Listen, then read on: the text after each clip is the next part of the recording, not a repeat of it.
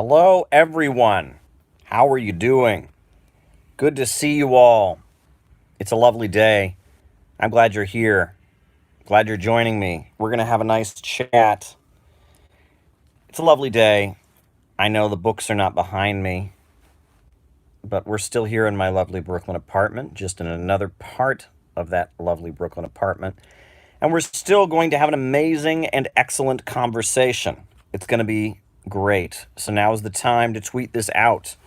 Now is the time to post this on your Facebook and invite all your friends. Now is the time. Now is the time to make this a bigger conversation, because the more of us that there are, the happier that we are going to be. We have so much to discuss today. Wow. Wow. But before I get completely going, I'm seeing all of you, and greetings to all of you, and we're going to do that shout out thing pretty soon after I get through the first segment like we always do. It's the new schedule now.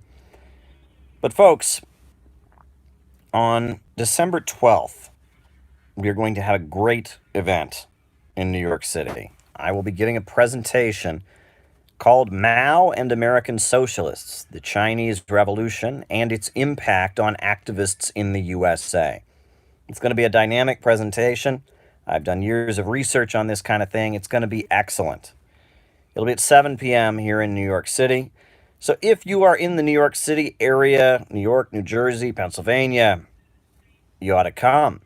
And from what I understand, it's currently being planned for some folks around the country to have events and basically have the event streamed to them from around the country. And that's in the works. Don't have all the details on that. It won't be live streamed out on the web, but there will be kind of watch parties and interactions going on with people on the West Coast and elsewhere throughout the country. Some folks are planning to participate, via the internet, not be in the room, but be part of that class that we're going to have. It's going to be really, really great.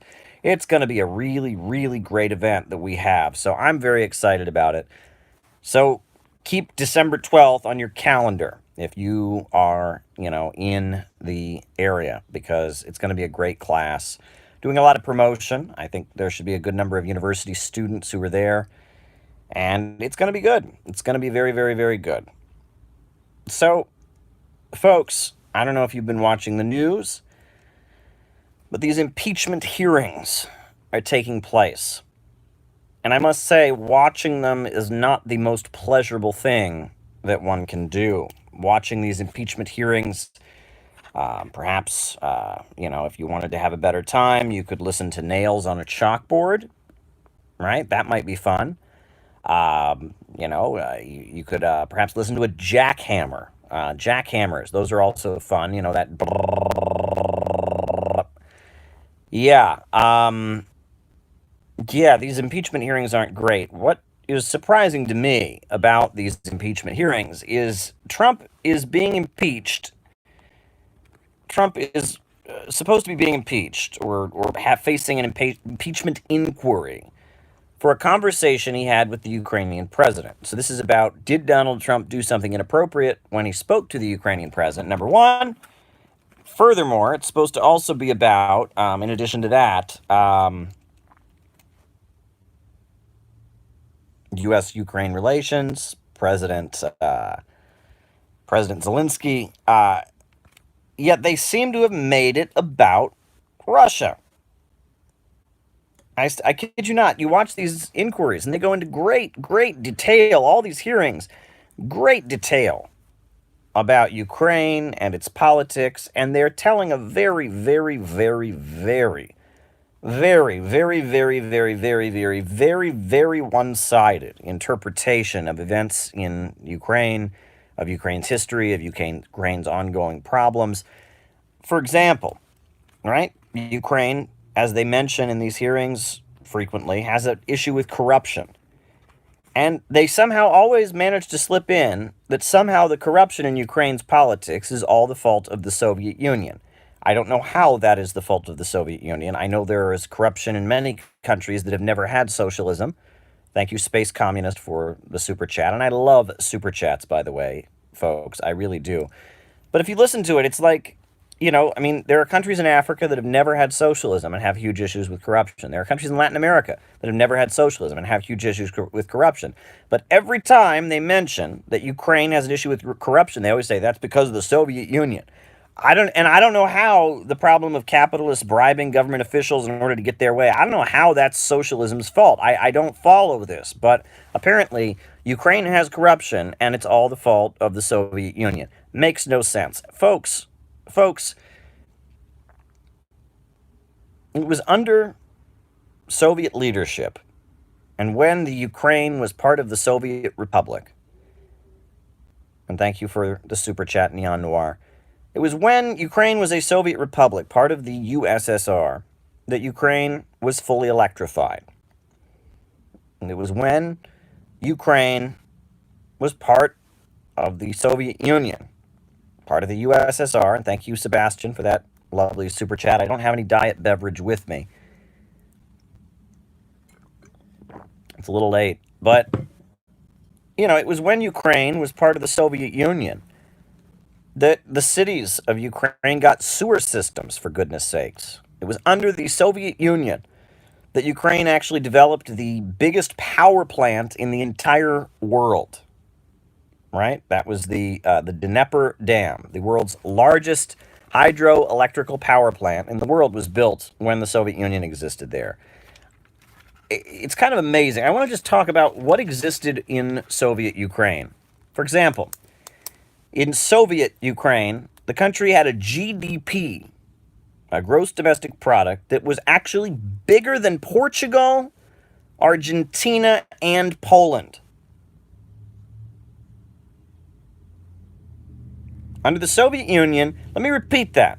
Under the Soviet Union, the GDP of Ukraine was bigger than the GDP of Portugal, a Western capitalist country, bigger than the GDP of Argentina, one of the wealthier countries in South America, and bigger than the GDP of Poland. Let me tell you another interesting fact about Ukraine. Under the Soviet Union, Ukraine was one of only 6 countries on Earth that had the full capacity for aircraft, to make an aircraft. You could make an entire airplane in Ukraine. You didn't have to go to any other part of the Soviet Union. They had the full capacity to produce an airplane in Ukraine.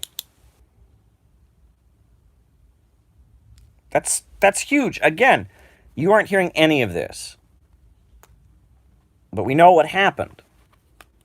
Ukraine joined the capitalist world after the fall of the Soviet Union. In 1992, it signed on with the International Monetary Fund, and Ukraine was economically pillaged.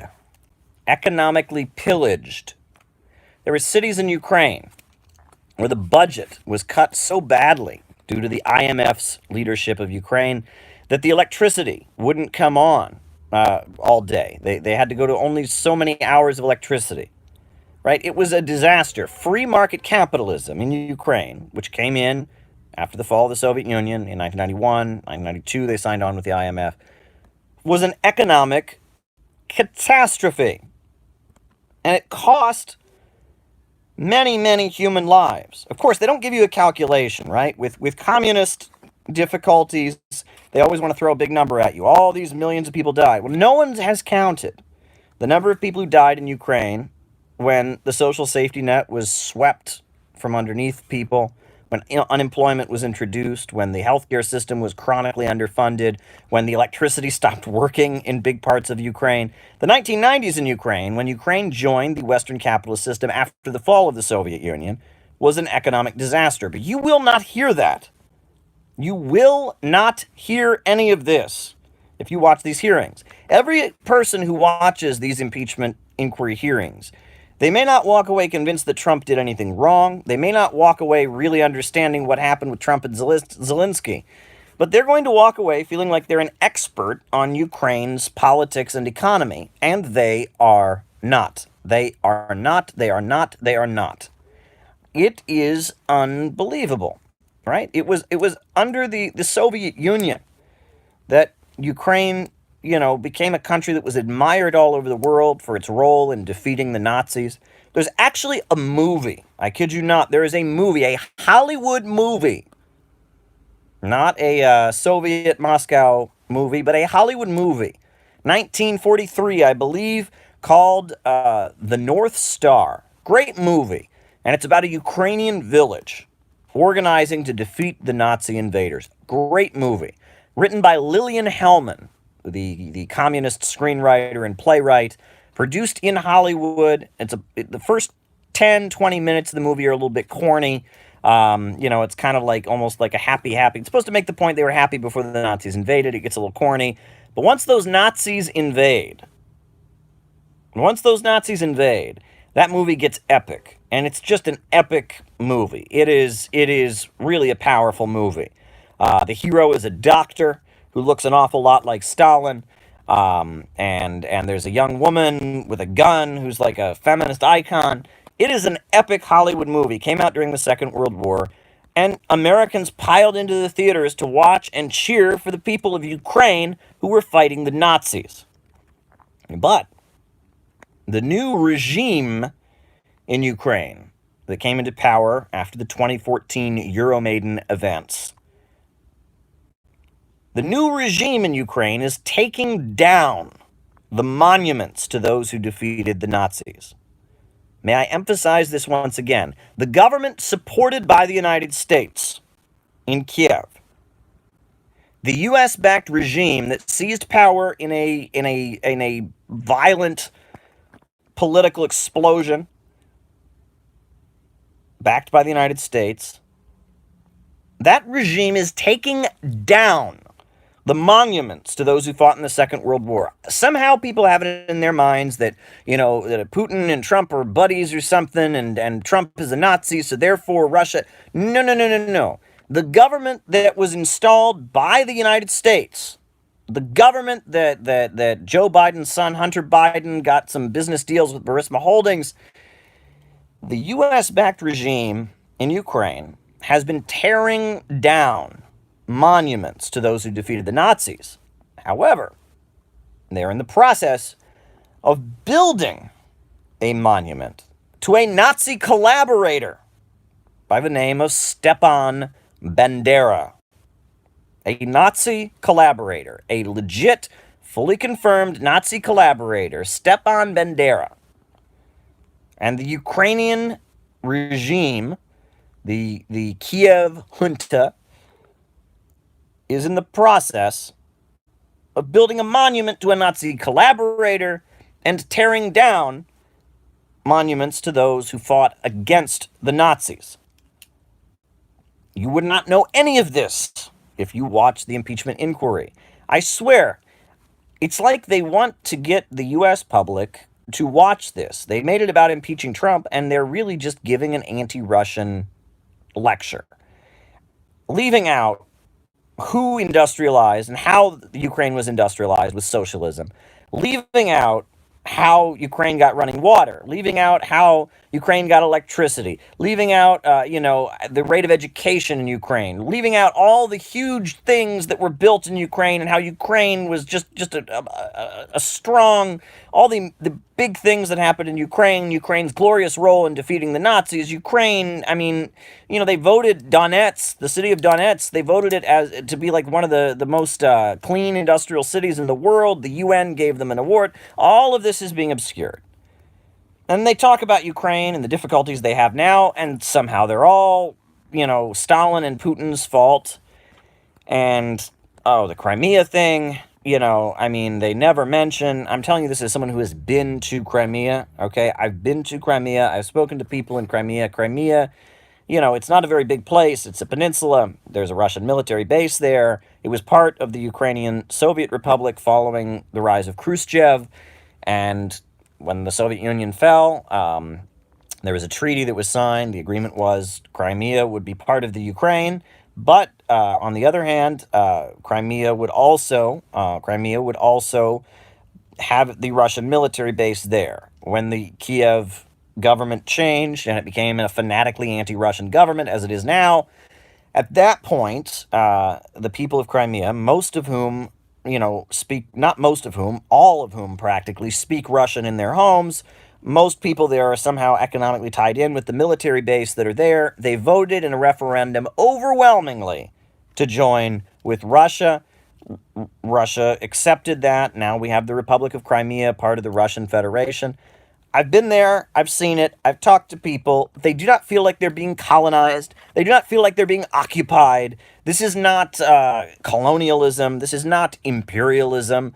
This is people, basically not wanting to be under a very hostile anti-Russian government. Everything that they're telling you about Ukraine is very, very one-sided. Now, are they pointing to some true things in their hours and hours and hours of tirades?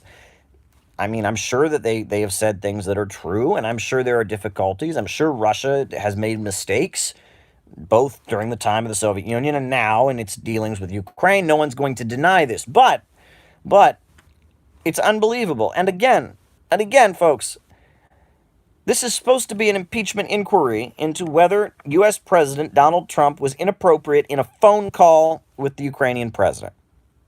And they have turned it into a Russia is bad, hate Russia, hours on end.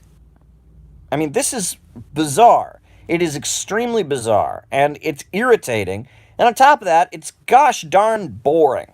I mean, who is watching these things? Are they, people talk about, a friend of mine was telling me, shout out to him if he's watching, there's a lot of baby boomers, all right, that are getting older and are home all day, don't have many places to go out and do, and they can sit there and turn on the TV, and they can watch impeachment inquiries against a Republican president who everyone's calling a dictator, and they can remember the good old days when they could turn on the TV and watch, Richard Nixon, an impeachment inquiry against him. It's some kind of weird baby boomer nostalgia going on.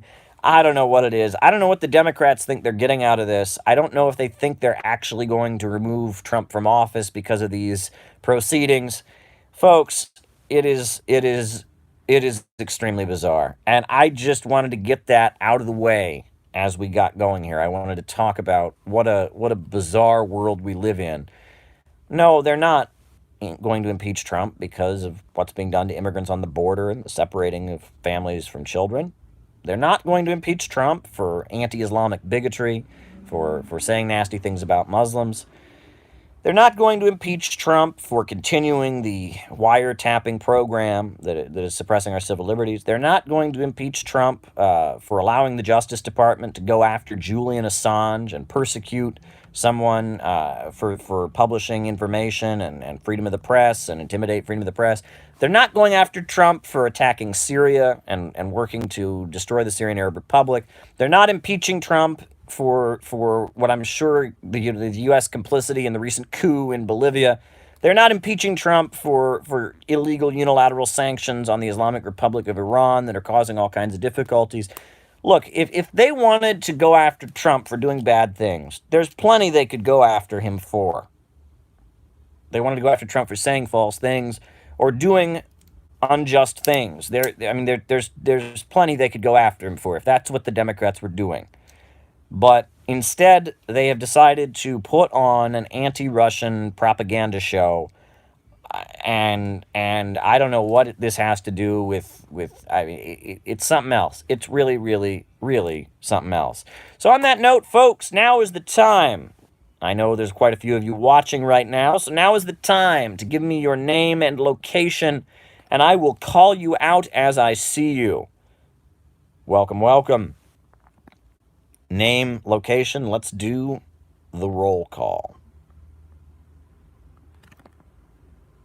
The roll call. Hi, Caleb, says Maupin time. Robert from Texas. Sami in UK. Alex in Las Vegas. Rick Fry in Arkansas. Enrique in Newark, New Jersey. Dante Solano in Los Angeles. Samson from Utah. Arthur in Arizona. Mississippi. New Zealand. Tom Mitchlack in the Park Apartment. Jacob Maxey in La Follette, Long Island, Stanley Stanland, Lawrence Chu in Albany, New York, Jerry from Earth, Heidi in Edinburgh, Scotland, Armando in Brazil, Comrade Avante in Missouri, Zach, Ron in St. George, Utah. Hey, Caleb from Tampa, Florida. Hi from Austin, Texas, says George Kraft. Jamaica, says Peter. California, says MRRED, Mr. Red. No Man's Land, I don't know where that is. Cheyenne, Oregon, says Count Orlock. Adi from Orlando. Skylar out in Utah. Someone from Kurdistan, interesting. Someone from Utah. Someone, Mark Shear from North Carolina. Mark Shear.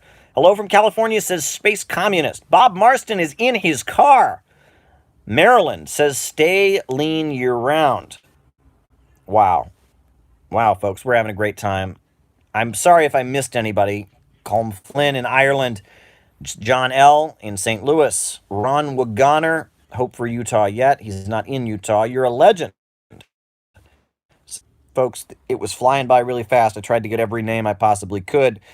I really love you all. We're all a growing community here. This is a great time. Hi from North Germany, says E. Salud from Mexico. Hello from California, says DeKing.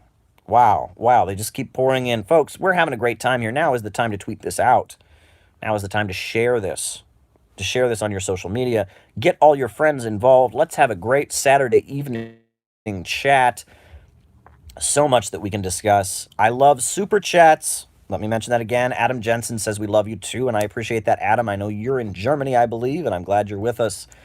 I love super chats. If you want to hit me with some super chat love, if there's something you want me to comment on, shoot me a super chat. We're all doing a great time here. What a lovely night this is. Folks, not only Shaniqua, shout out to Shaniqua, not only, folks, are we facing the boredom of the impeachment inquiry from the Democratic Party, we are also facing the boredom of the last Democratic debate. Folks, I think the strategy of the Democratic Party for the 2020 elections will be to bore the American people into voting for them. Now, I'm not sure how this works. I don't know how boring us will get us to vote for the Democrats, but that seems to be what their strategy is. Not only are they convening the most boring impeachment inquiry in Capitol Hill, they had a Democratic Party debate, the 5th Democratic Party debate, the November Democratic Party debate, and it was boring. It was really, really boring. It was really, really boring. I have not been so bored watching a debate on television in a long time. It was just, oh man, it was hard to get through. Wow. Where do we begin? It was one of those debates. It was one of those debates where I almost feel like if I had muted it, if I had watched it with the sound off, I probably would have learned more. I noticed when Bernie Sanders was talking,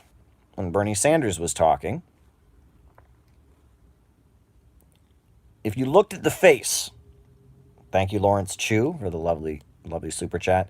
If you looked at the face of Joe Biden, who was on one side of him, and Elizabeth Warren, who was also nearby, you could tell they were laughing. It was a snide smirk on the face of Joe Biden and Elizabeth Warren. When Bernie would start to talk about how, hey, we ought to provide people with health care, we ought to provide people with education, student debt is a crime, drug addiction, we need to do something, hold Big Pharma accountable. When Bernie Sanders was doing the Bernie Sanders thing that he does, and talking about millionaires and billionaires that are destroying our future, and doing that, standing next to him, Joe Biden is like,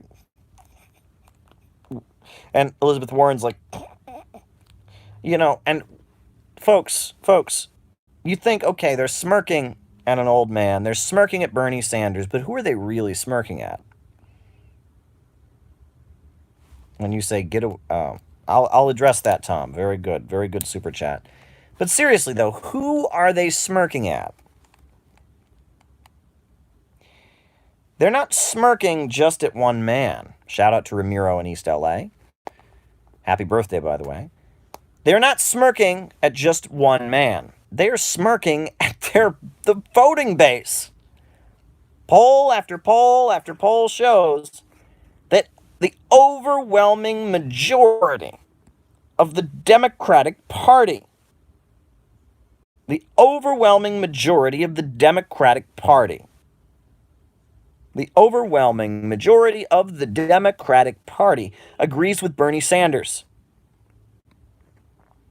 So when Bernie Sanders is saying we really ought to give people health care, we really ought to give people education, Biden's not that much younger than him, but okay, yeah, there he goes again. They're laughing at all of us. They're laughing at all of us. And in a way, you can interpret that laugh differently. It's not simply that they don't respect us, those of us, the majority of Americans voted for Hillary Clinton. She got the majority of the votes. Trump won through the Electoral College. The majority of Democrats agree with what Bernie Sanders is saying. And they're laughing at that, first of all, because they don't respect it. But second of all, they're laughing at it because we're suckers. Think about it. We're suckers. Unless they really, really somehow come to nominate Bernie Sanders, which, I mean, never say never, right? And that things could line up that way. But when it gets down to it, they know at the end of the day, all the people who agree with Bernie Sanders, which is the majority of the Democratic Party in big numbers, are going to end up voting for a centrist at the end of the day. And so they're kind of laughing at how they can get away with it. All right? They're laughing at Bernie. They're laughing at all the people who agree with Bernie, who at the end of the day might end up punching the ballot for Joe Biden or Elizabeth Warren. Right? There's an element there of not respecting their base, not respecting the people who vote for them, seeing average Americans, not even average Americans, but average Democrats as suckers.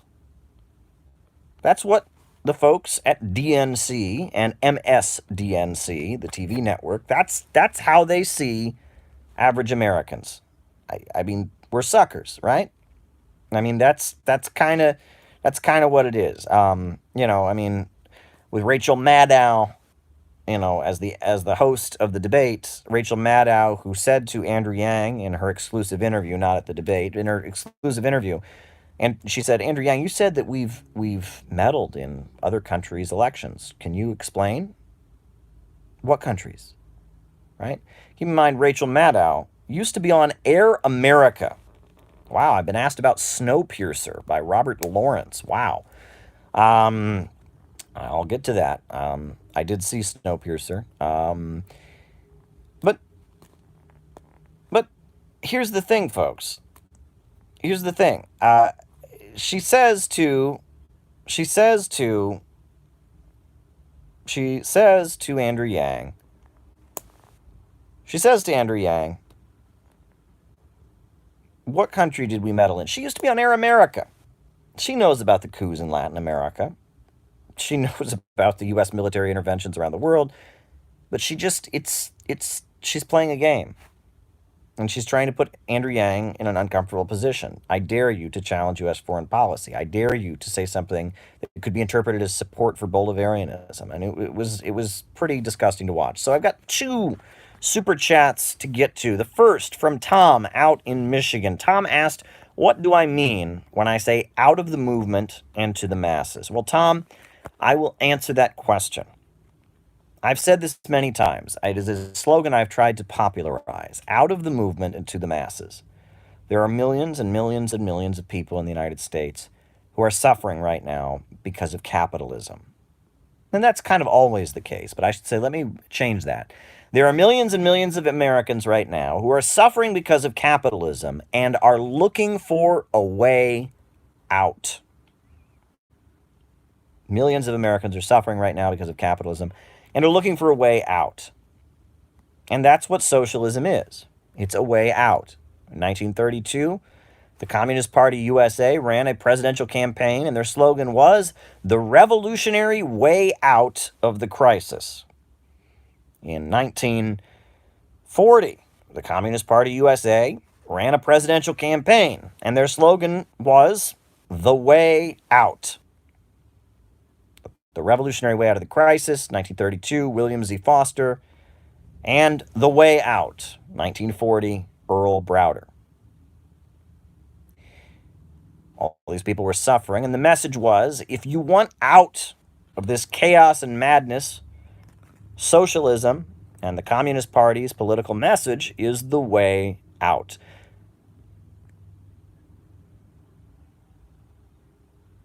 There are millions and millions of Americans who have never met a socialist, never met a Marxist, have no idea what we actually believe, but are looking for this message.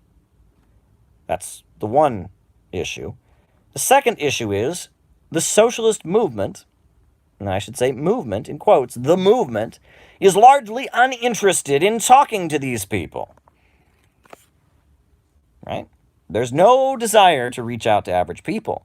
No, the desire is to be the king of the protest cage. This entity called the movement. You talk to old 1960s activists. I spent a lot of time with a lot of them. They're always talking about the movement, man. Well, what's the movement doing? What do movement people think? What's the movement? What is the movement?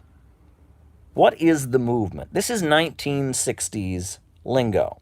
The movement in the 1960s, in the 1970s, 1980s, even now, what leftists call the movement, is an entity that emerged at a time, 1960s, early 60s, is, you talk about the civil rights movement, you talk about Students for a Democratic Society, the anti-Vietnam War movement. When the U.S. economy was booming, doing very, very well, post-war economic expansion, the greatest economic expansion in all of global history was happening at that point all over the world, but the United States was in a particularly strategic position. Class struggle kind of stuff. There were strikes, there were protests, but overall, average Americans were living very, very comfortably, and they were not interested in overthrowing the rich and establishing a new social order. However, there were a lot of young people who didn't like militarism and didn't want to fight in Vietnam. There were African Americans who felt like racism and rightly understood that racism was hurting their community and hurting their lives. And so you had this entity that emerged called the movement. And it was people that went to rallies and protests, and they marched against the Vietnam War, they marched against racism, and it was a good thing. And communists, at that point, because the economy was booming, it wasn't the 1960s, it wasn't fight or starve, people weren't suffering in mass. Communists oriented themselves toward the movement. That's what they did. It was assumed that average Americans were not interested in communism, but there was this alienated group of people who went to rallies and protests. A lot of them were hippies, counterculture kind of people, and they were interested in becoming socialists and communists. So the orientation of Marxists and leftists in the United States was to recruit from the movement. But now we are in a new period. Capitalism is in crisis. Unemployment is not unemployment, but underemployment, I guess. People with low wages, people suffering economically. People in the wider society are suffering. Meanwhile, what you could call the movement has largely been hijacked. The majority of the people who go to rallies around liberal causes are more pro-war than average Americans are. Right? You talk to the average people who go to a liberal protest, they think Putin rigged our elections in a conspiracy with Donald Trump. They think that Bashar Assad is killing his own people with chemical weapons. They think that that North Korea and Trump are good pals, and that's why Trump is bad, because he's pals with evil dictators in North Korea. The movement, because communism has become so weak, Marxism-Leninism has become so weak, so we're at the situation where the movement is more pro-war, more tied into the establishment than the masses. The masses, in their big numbers, are open to socialism. The masses don't want another war. The masses don't trust the government. The masses don't think Jeffrey Epstein killed himself.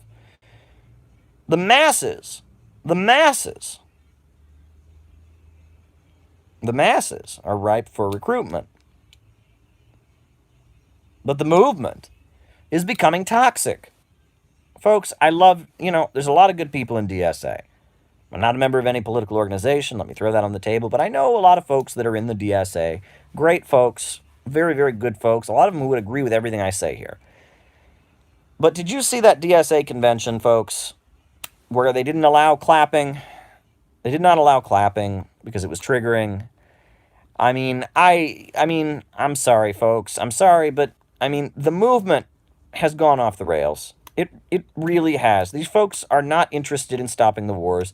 These folks are not interested in fighting for economic justice. Instead, these folks are interested in carrying out some kind of social liberal agenda and driving out Trump and spreading this socially liberal agenda across the world and overthrowing racist, sexist, homophobic, transphobic dictators like Assad and Putin. And come on, you know what I'm saying? That's what these people are about. That's where they're at, right? Imperialism wages wars in order to liberate women and homosexuals, and we're in a new period. The culture war of the 1960s, to roll back quote unquote traditional values, social conservatism, was won. The economic class struggle was lost epically. Labor unions are weak.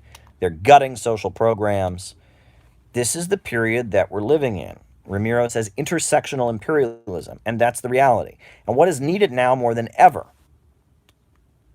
Now, I've been asked about three is to get out of the movement and get to the masses. Stop pandering to be king of the protest cage. Get to the masses. Now, was one super chat I can reply to very quickly, and then I'll get to the other one, which was somebody asked me about the movie Snowpiercer. Someone just shouted out to me. They asked me about three names, okay? The first name, I don't know. I don't know this Resnick individual. Can't comment on that. Second name, Richard Wolff. Great guy. Met him on many occasions. Love Richard Wolff. Great fellow. Yeah, I am a huge fan of Richard Wolff. He's not only is he a brilliant writer, very, very articulate in his critique of capitalism, very well learned in economics. Not only that, but he's also just a really nice person. He's just a really friendly guy. I could talk to Richard Wolff and hang out with Richard Wolff and laugh with Richard Wolff all day. Great fellow. Being able to interact with him is a real privilege that I love. And the third question was about Althusser. Althusser is a French philosopher. He was aligned with the French Communist Party. He was really into philosophy. I know he had some psychological difficulties. Eventually, there was the famous incident where his wife died at his hands when he was in the middle of a psychological breakdown. He really wrote a lot about dialectical materialism and the kind of the cultural aspects of capitalism. Not too into his work, personally. It's not the kind of thing that I'm particularly into, the philosophical, cultural side of things. But I would recommend it. I think it's worth reading. People should know what that guy had to say. And he was more of a classical Marxist. He wasn't all postmodern like Sartre and some of those others. So, he was a little more in line with a Marxist worldview. So I hope that answers your question. Now, back to the person who asked me about the movie Snowpiercer. I did see the movie Snowpiercer. It was quite interesting. Right? So it's this movie, and it's basically the idea is that global warming is out of control. So the government starts shooting things into the atmosphere to stop global warming, and they kind of overdo it. So the earth is freezing cold, and all these people are on a train, and it's the only part of the world with heat. And it's an interesting science fiction film. I would say that it's a little bit, I don't know. It's a little bit anti-Marxist, but it's a little bit pro-Marxist too. I don't want to give away the ending, but the ending is quite interesting. There's a twist at the end. There's a twist. You learn an interesting piece of information towards the end of the film. That kind of changes the way you see everything, but then ultimately doesn't change the outcome. That's particularly interesting. It's an entertaining film. It's not one of those films. Every so often you see a film that just gets you pumped. I'll tell you, every so often you see a movie that just speaks to you. Very rarely do they come along. Is there a movie that really, in terms of socialism, as someone who is anti-imperialist, anti-capitalist, just touches you? Very rarely does it happen. One of the movie that probably had the best emotional impact on me ever. And again, different time. It wouldn't strike people the same way now. But I remember I graduated from high school in 2006. Around the time I graduated from high school, I went with my father and my brother to the local movie theater, and we didn't even have the movie in our town. It was in like the college town next to my little town. We went and saw the movie V for Vendetta. And I must tell you, in the age of George W. Bush, in the age of the evangelical Christians that were out of control, in the age of the rising police state, in the age of hatred for Muslims, and Muslims are coming to get us, to go and see V for Vendetta, wow. Wow. I mean, it was something else. It was really, really something else. We went into that theater, and it was like, you know, I mean, the way the movie ends with the big fireworks show, and then the credits come up, and they're playing, Street Fighting Man by the Rolling Stones, and I walked out of that theater feeling so pumped up and powerful. I had never felt like my political views, my alienation from my small town evangelical Christian, militarized, hate Muslims, love George W. Bush community. I had never felt so affirmed in my political views as when I saw that. It was a very powerful film emotionally, and it was almost Wagnerian, right? And many leftists critique. Maupin Times says it's the opposite of Ken Loach films, and he's right. You go to a Ken Loach film, politics aside, you feel like garbage walking out of that theater.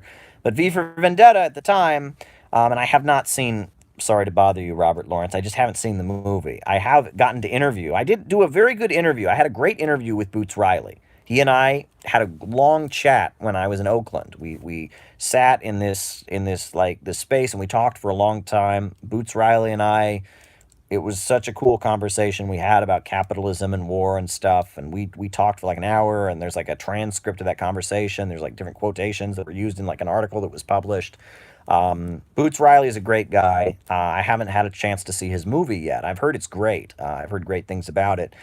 But V for Vendetta, when I saw that, I was pumped up. Now, to see that movie now, it would be a little bit different. We're in a different period, and things are different. But that movie, I saw V for Vendetta, and I felt pumped. And Tom, I hope I answered your question about out of the movement and to the masses. I hope it was useful.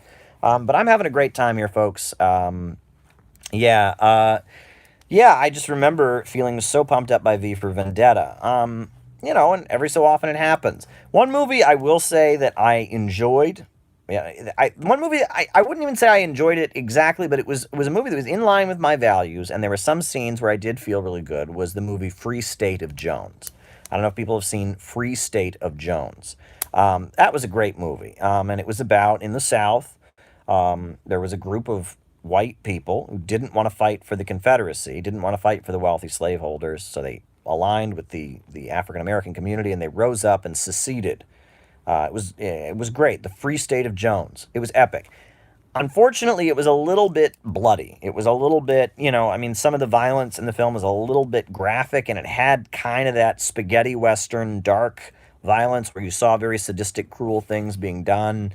And, it had kind of a Clint Eastwood spaghetti Western feel to it that didn't exactly sit well with me. So there were times where this film didn't go well. But in terms of my values, beautiful scene where they take the courthouse and they run up, they tear down the Confederate flag, and they put up the Union flag, and they declare the Declaration of the Free State of Jones. And he says, we only have 3 rules here in the Free State of Jones. Number 1, no one has to fight for a cause that they don't believe in. Number 2, no one can get rich by making someone else poor. And number 3, anyone who walks on 2 legs is a man. Powerful stuff, powerful. And it was about solidarity. And it was really, see, here's the thing. What's beautiful about the movie Free State of Jones, what's beautiful about it is it points to something that is widely unacknowledged nowadays, right? The alt-right white nationalist crowd and the SJW, like liberal internet activist crowd, they agree on not much, but there's one thing they both agree on that is false. They both think that slavery was good for white workers. They do, right? The alt-white, they all want to restore the Confederacy and bring back Confederate monuments. They all think it was good for white workers. And the SJW internet people think it was good for white workers also. They somehow, but the reality is the Confederacy, and I can say this, I mean, anyone can say this, it's a fact, but I, in particular, it's very personal to me, as someone who had ancestors who were forced to fight for the Confederacy.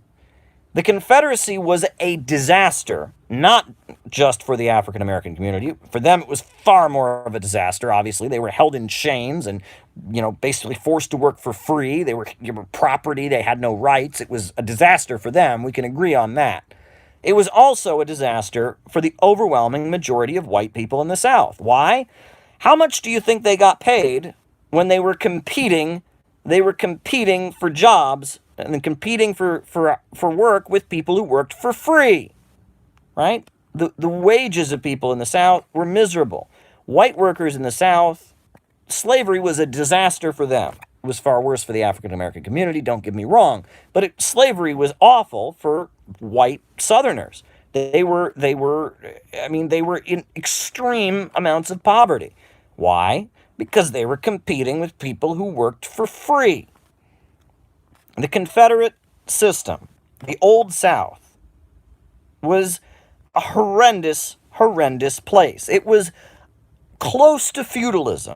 I mean, it was semi-feudalism. When you have people that are property, when you have huge, giant landowners, right? When you basically have like three ranks of people: landowning aristocracy, free proletarians, and slaves. That's very much feudalism. I mean, it's very, very close to feudalism. I mean, technically, the slaves and the free white workers, they're working to produce products that are being sold. It's technically capitalism, but it has many attributes of feudalism. It is a backward economic system if ever it existed. It is a disaster. Economically, it is an economic and social disaster. It was bad for the United States as a country. It was bad for the world. It was good for... Who was slavery good for? Who was slavery good for? Number one, it was good for the slave owners, which were like less than 2% of the population of the South. Yeah, they were living great. Yeah, Scarlett O'Hara and sure, the slave-owning aristocracy, they were doing okay. Who else was it good for? It was good for the British Empire. No one ever talks about this. Even some Marxists gloss over this. But the British Empire, right? What made the British Empire? What was the product that the British exported all over the world and dominated the markets with? What was it? Textile. Textile, right? Cloth. And what do you need in order to make cloth and textile? Cotton. And where did the cotton for those British textile mills? Those mills that the poet William Blake called satanic mills, right? And was Jerusalem builded here amongst these dark satanic mills? Where did the cotton for those satanic mills come from? It came from the U.S. South. So who benefited from slavery? The slave owners, the British Empire, the British capitalists and imperialists, number two. Number three, who benefited from it? Wall Street. Wall Street bankers benefited from slavery. Yep. New York City, where I'm talking to you from, during the Civil War was a stronghold of pro-Confederate sentiments. Tammany Hall was Democratic Party. They did not like the Republican Party. And during the Civil War, the Democratic Party of New York City that was tied in with Tammany Hall, right? Wall Street, now someone's saying Wall Street didn't exist. Oh, it existed. First of all, it had been a slave market. Slavery was illegal in New York City by that point.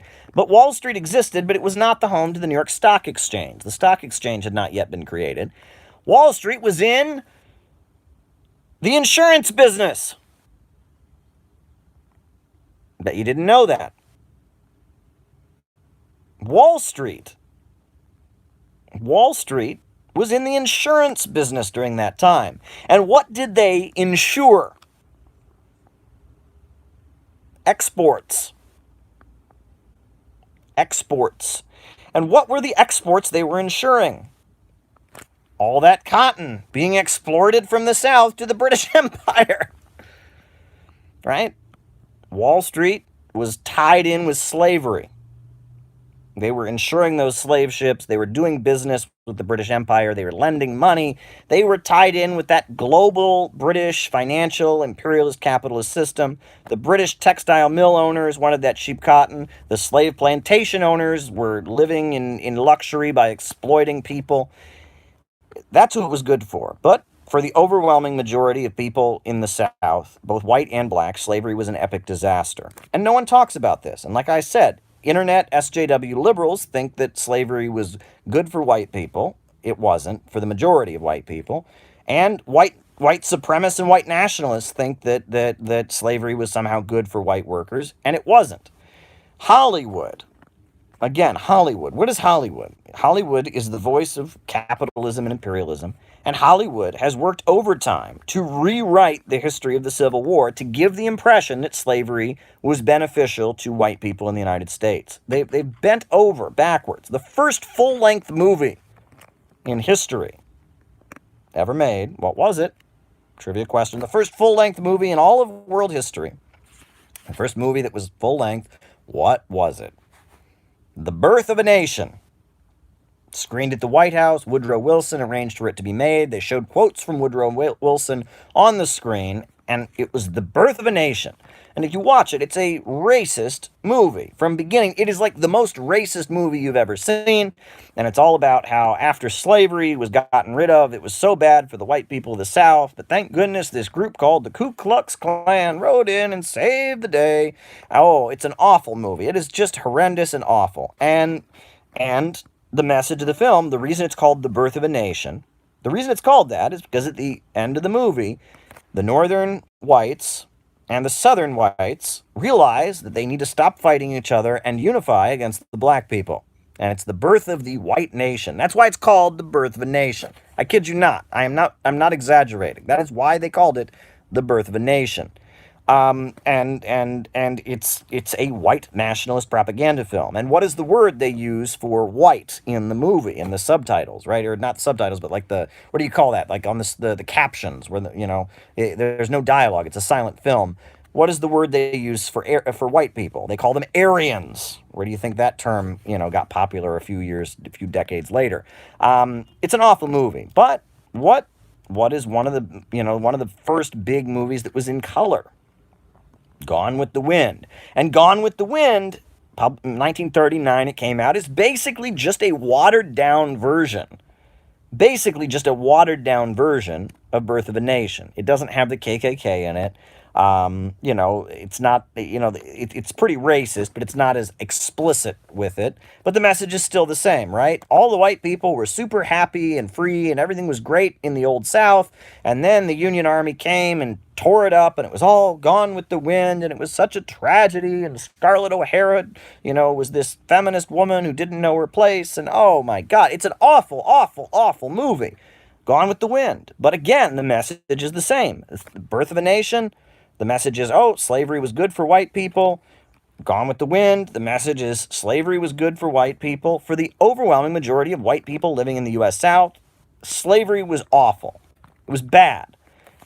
And racist propaganda, mainly pushed by the Democratic Party, let's be real about this, the way the Democratic Party was able to start getting votes among rural white people in the Midwest during the presidency of Woodrow Wilson, right? That's how things have lined up in the USA. The Democratic Party is the party of urban political machines, Roman Catholics, New York City, Philadelphia, Chicago.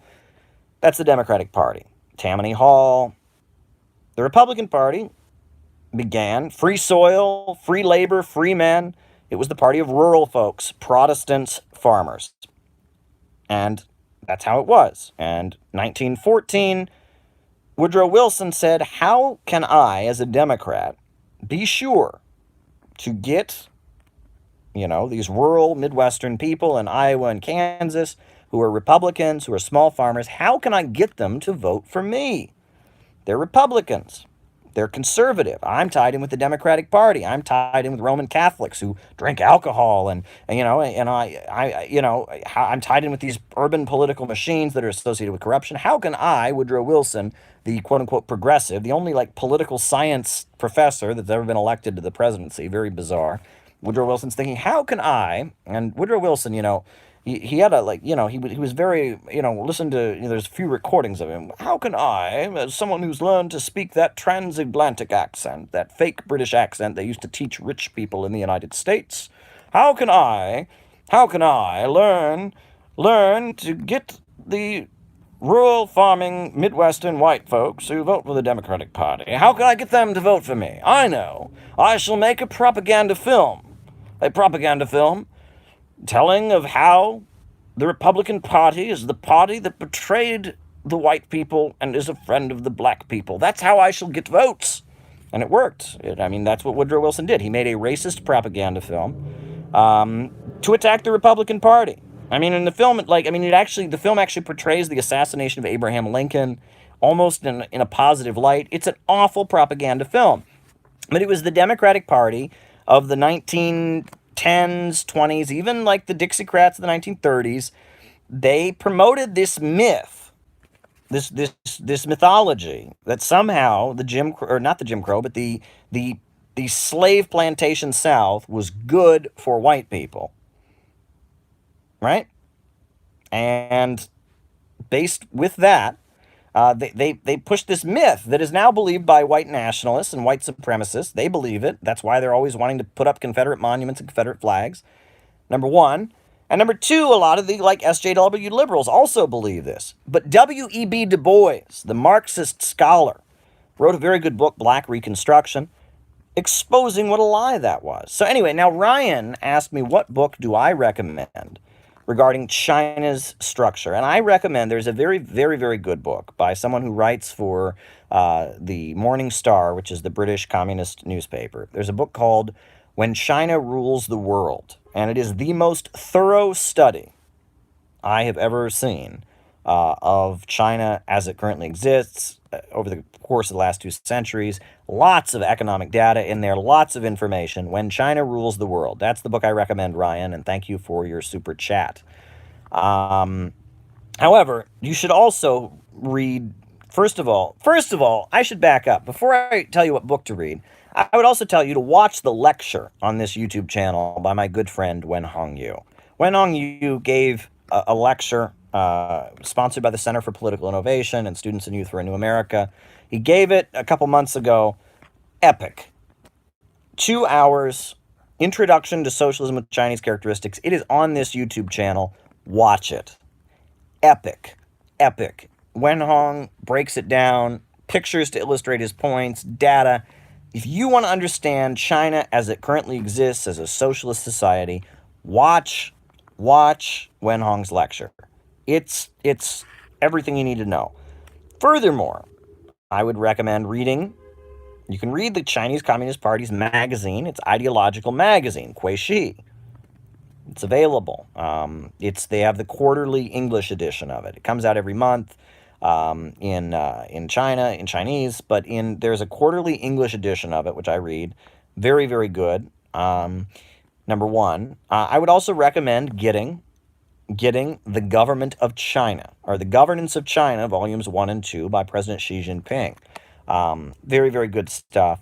There's a book called China, The Rise of a Civilization State. I learned a lot by reading that book, and that was very powerful. There's a lot of good information out there. And it's one thing that's just kind of off limits in political circles, I've noticed. There's very little discussion of China. One thing, I don't often go here, but I'll go here. When I was around the Workers' World Party, they made a huge, huge blunder with China. Epic blunder. Fred Goldstein wrote this series of articles in Workers' World newspaper, hailing a corrupt Trotskyite fellow in China, Bo Xilai. And it was all about how Bo Xilai was being, was being arrested and charged for corruption, and that was because he was somehow a true socialist or something, and oh, this is the end, and the counter-revolution is coming, and this is the end, and oh my goodness, and the trial of Bo Xilai. It was a series of articles that was this scathing attack on the Chinese government, number one, and they were also saying, on top of that, oh my God, with the fall of Bo Xilai, the capitalist road, the counter-revolution is coming in China.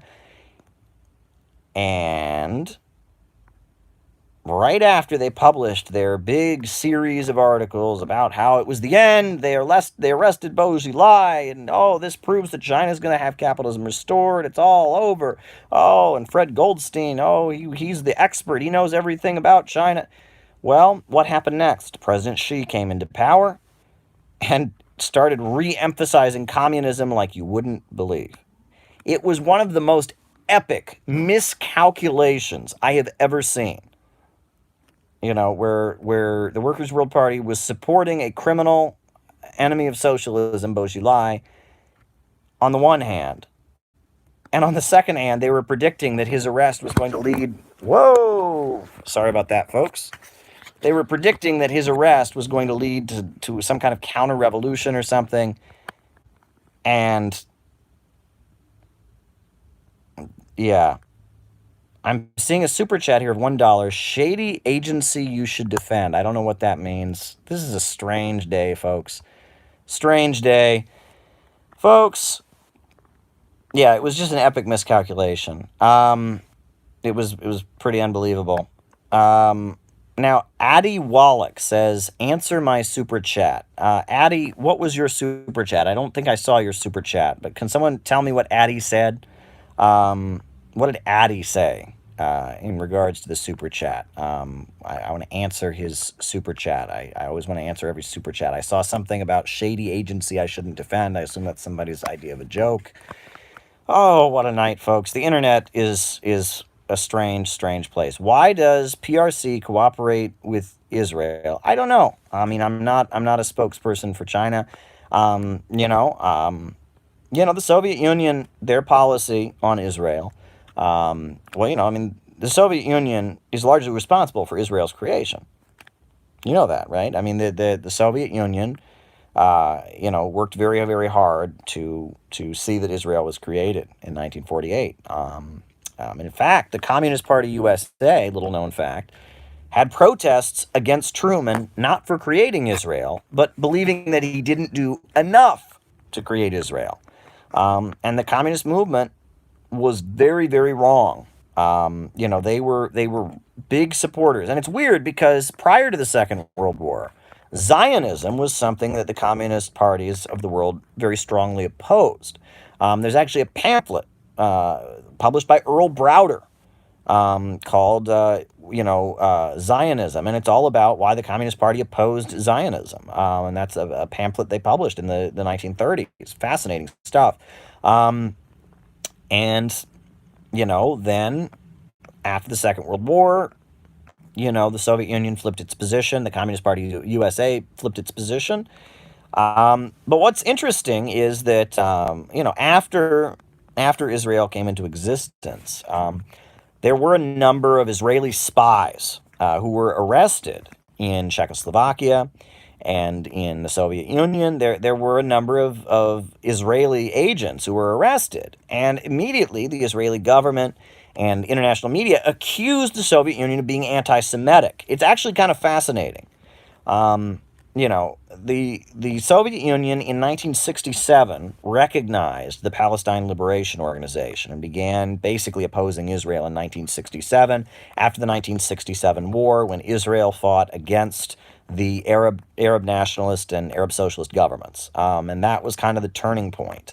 And it's very interesting. It's very complicated.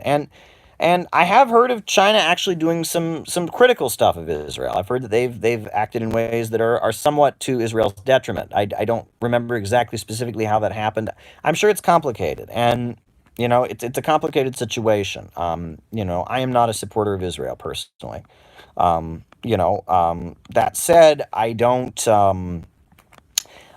buy into the idea that Israel is the center of all evil. I think Israel is part of the Western capitalist system. And I think that some people who kind of focus on Israel as if Israel is the center of all evil in the world or something. I don't buy that mindset, and I think that kind of misses the point. But at the same time, the role that Israel's playing right now, going after the Islamic Republic of Iran, the role that they're playing in Syria, where they're trying to destabilize the region. The fact that Israel and Saudi Arabia are now allies. I mean, there's the settlements. I mean, the behavior of the Israeli settlers, the settlements, the way that they treat the people. I mean, there's plenty. I mean, a lot has been written about it. I am not a supporter of Israel. I don't speak for China. I don't know what China's position is. So there you go. I hope that answers your question. Um, yeah.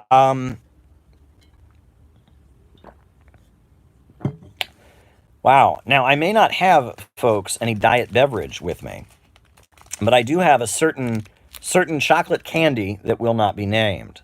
Again, no product placement. So I'm going to eat a piece of this chocolate candy that shall not be named.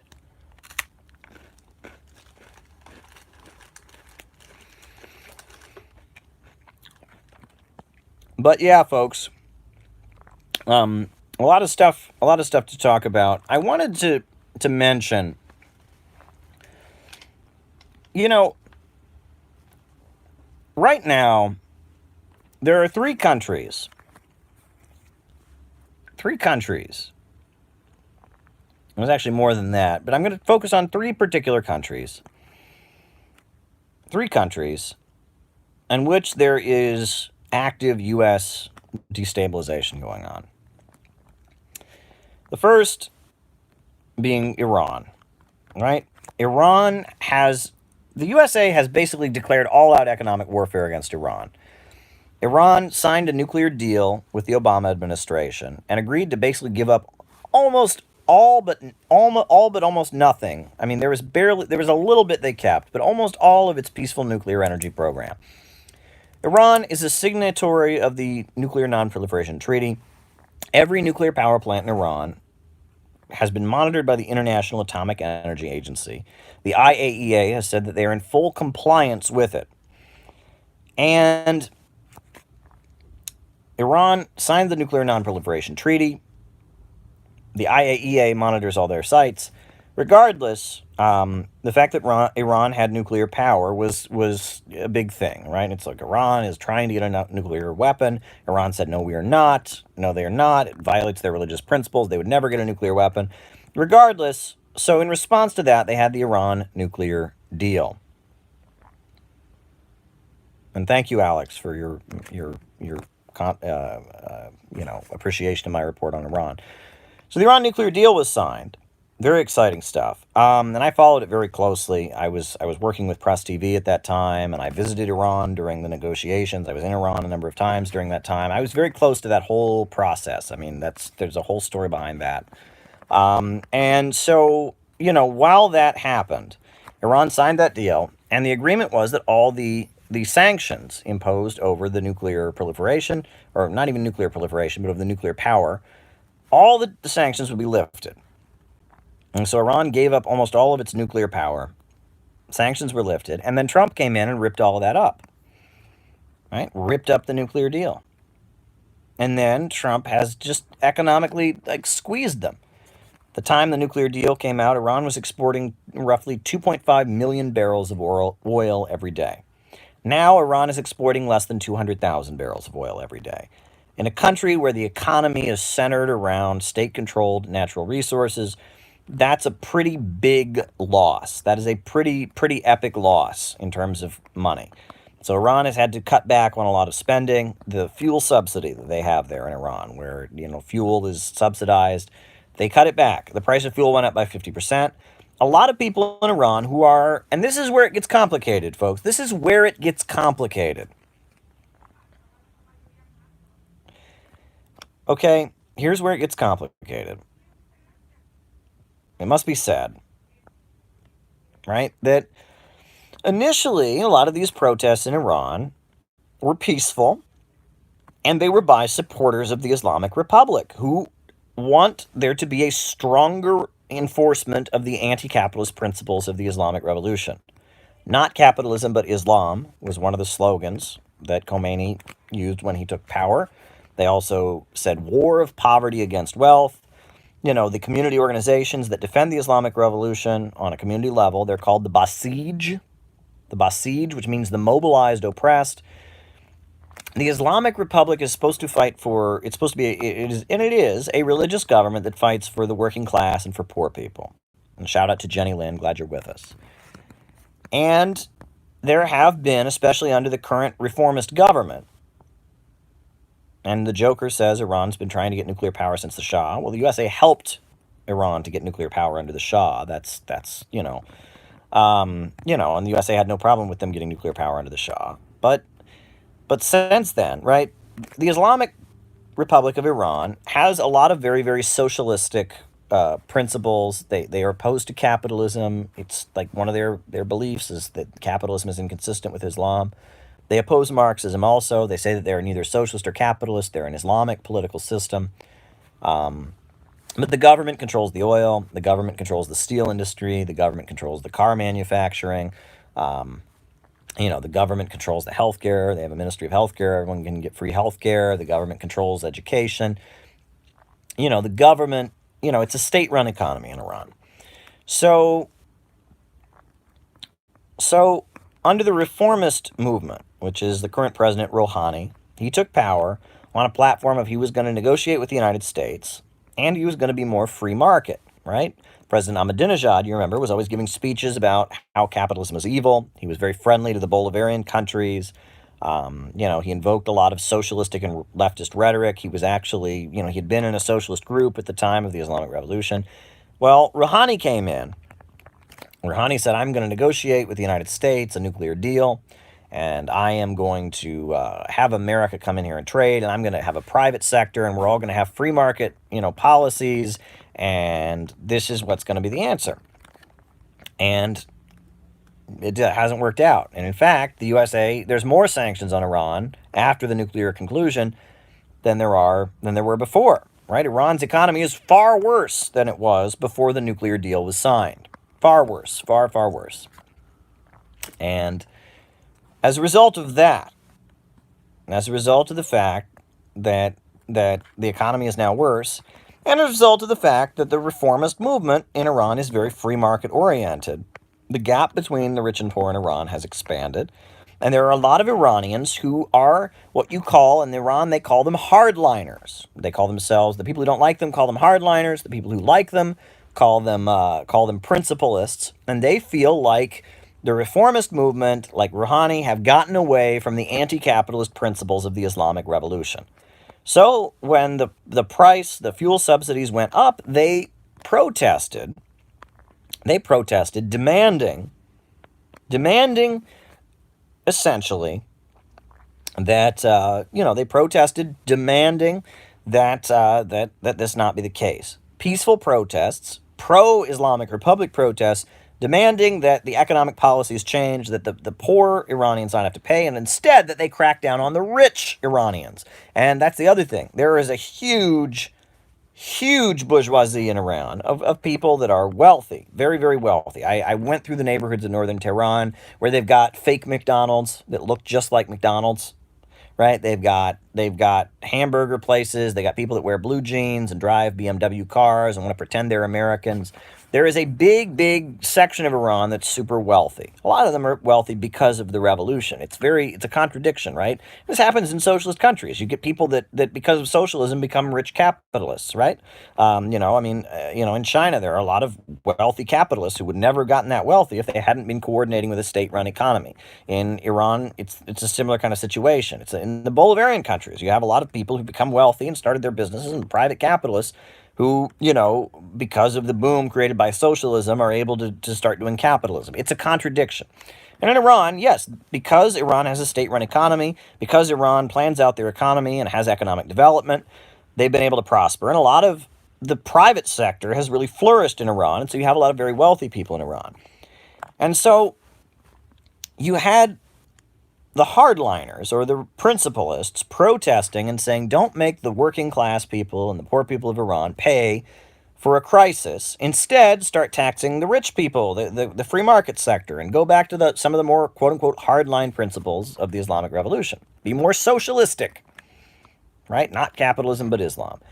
So there were protests by people that were supporters of the Islamic Republic. And then we know what happened. All of the pro-Western elements seized the moment. And that's what happened. The Mujahideen cult, the terrorist cult that murders people, and they were out in the streets. The what else? Who else? I mean, the pro Shah supporter elements, they were out there, and they just took advantage of the fact that there was a disagreement and there were people protesting, and they took advantage of that to just go out and commit terrorism. I mean, they bombed buildings and blew up things up and killed police officers and all of that. Iran is on lockdown and trying to stabilize in response to this situation. But initially, and this is the whole thing, right? The issue is the price, the fuel subsidies, right? The fact that fuel subsidies have gone down, and private banking, right? The Islamic Republic, originally, all banking was in the hands of the state. Now they have allowed private banking, and many hardliners, many principalists, many strong supporters of the Islamic Republic feel that private banking violates Islam, right? Islam bans usury. They call it ribald in the Islamic tradition. In Christianity, you call it usury.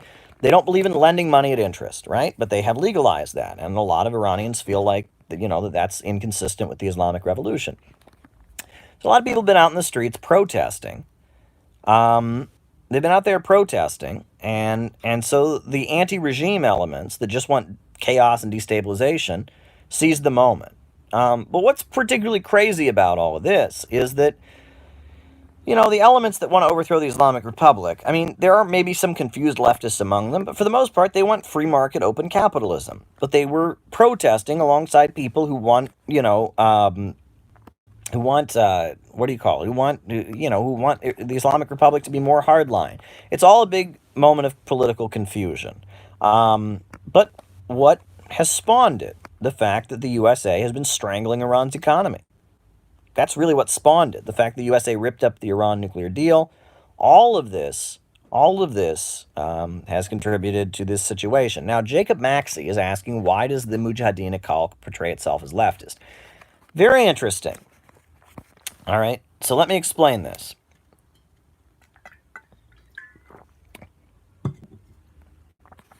Okay, so at the time of the Islamic Revolution in Iran, there were three communist currents. In 1979, the Shah's being toppled, people are out in the streets. You had the Tuda Party, which is like the People's Party, but it was the Communist Party, the Soviet-aligned Communist Party. They were in the cities. They were aligned with trade unions. Then you had the People's Fedayeen guerrillas, and those were more Maoist and Che Guevara kind of people, and they were in the countryside of Iran trying to wage guerrilla warfare. And no, MEK was not with them. There was a third current that was called Mujahideen Khalq, which means the People's Holy Warriors. And they were not part of the Tuda Party that was involved in trade unions and was organizing peacefully in the cities. They were not part of the People's Fedayeen guerrillas that were out in the countryside trying to wage a people's war or something like that. They were engaging in ultra-left adventurism. They were terrorists, like in the Leninist sense of the term. They engaged in ultra-left adventurism. They kidnapped some American diplomats. They bombed buildings that were associated with the United States. The MEK, they were called. And they worshipped a man named Masoud Rajavi. And they believed that Masoud Rajavi was a prophet. So therefore, they're not Muslims, right? Muslims believe that Muhammad was the last prophet. If you say Masoud Rajavi was a prophet, you ain't a Muslim. So they say that Masoud Rajavi, this Iranian guy, was a prophet, and that he was the combined reincarnation. You can't make this up. That he was the combined reincarnation of Jesus, Muhammad, and Lenin, and that he had come to Earth to launch an epic battle of Armageddon to create like global Muslim socialism around the world. It's nuts. It's a nutty cult. And their members, suicide bombings, and it was a nutty cult, right? It was a nutty, violent cult. And they initially supported the Islamic Revolution. They didn't like the Shah, obviously. They were, and then for a brief moment they supported Khomeini. But then when Khomeini fired, and Nathaniel says they're a lot like Jim Jones. Hey, they're exactly like Jim Jones. This is basically the Iranian Jim Jones, basically. Then when Khomeini fired a clergyman who was friendly to them, fired, from the government, an Islamic scholar, a mullah who was close to them. At that point, they went on a bombing campaign. They blew up the Iranian parliament and killed members of parliament, lots of them. The reason that the current supreme leader of Iran, Khamenei, can't move one of his arms is because he was having a press conference and someone blew up, they had a bomb inside of it that looked like a tape recorder and blew up the press conference. They were a terrorist group.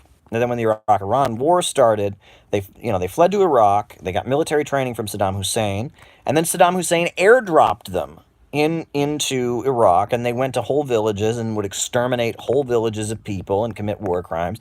It's a nasty bunch of people, nasty group of people. And they were, again, they worship Masoud Rajavi, and it's nasty bunch of people, ultra leftists, terrorists, you name it.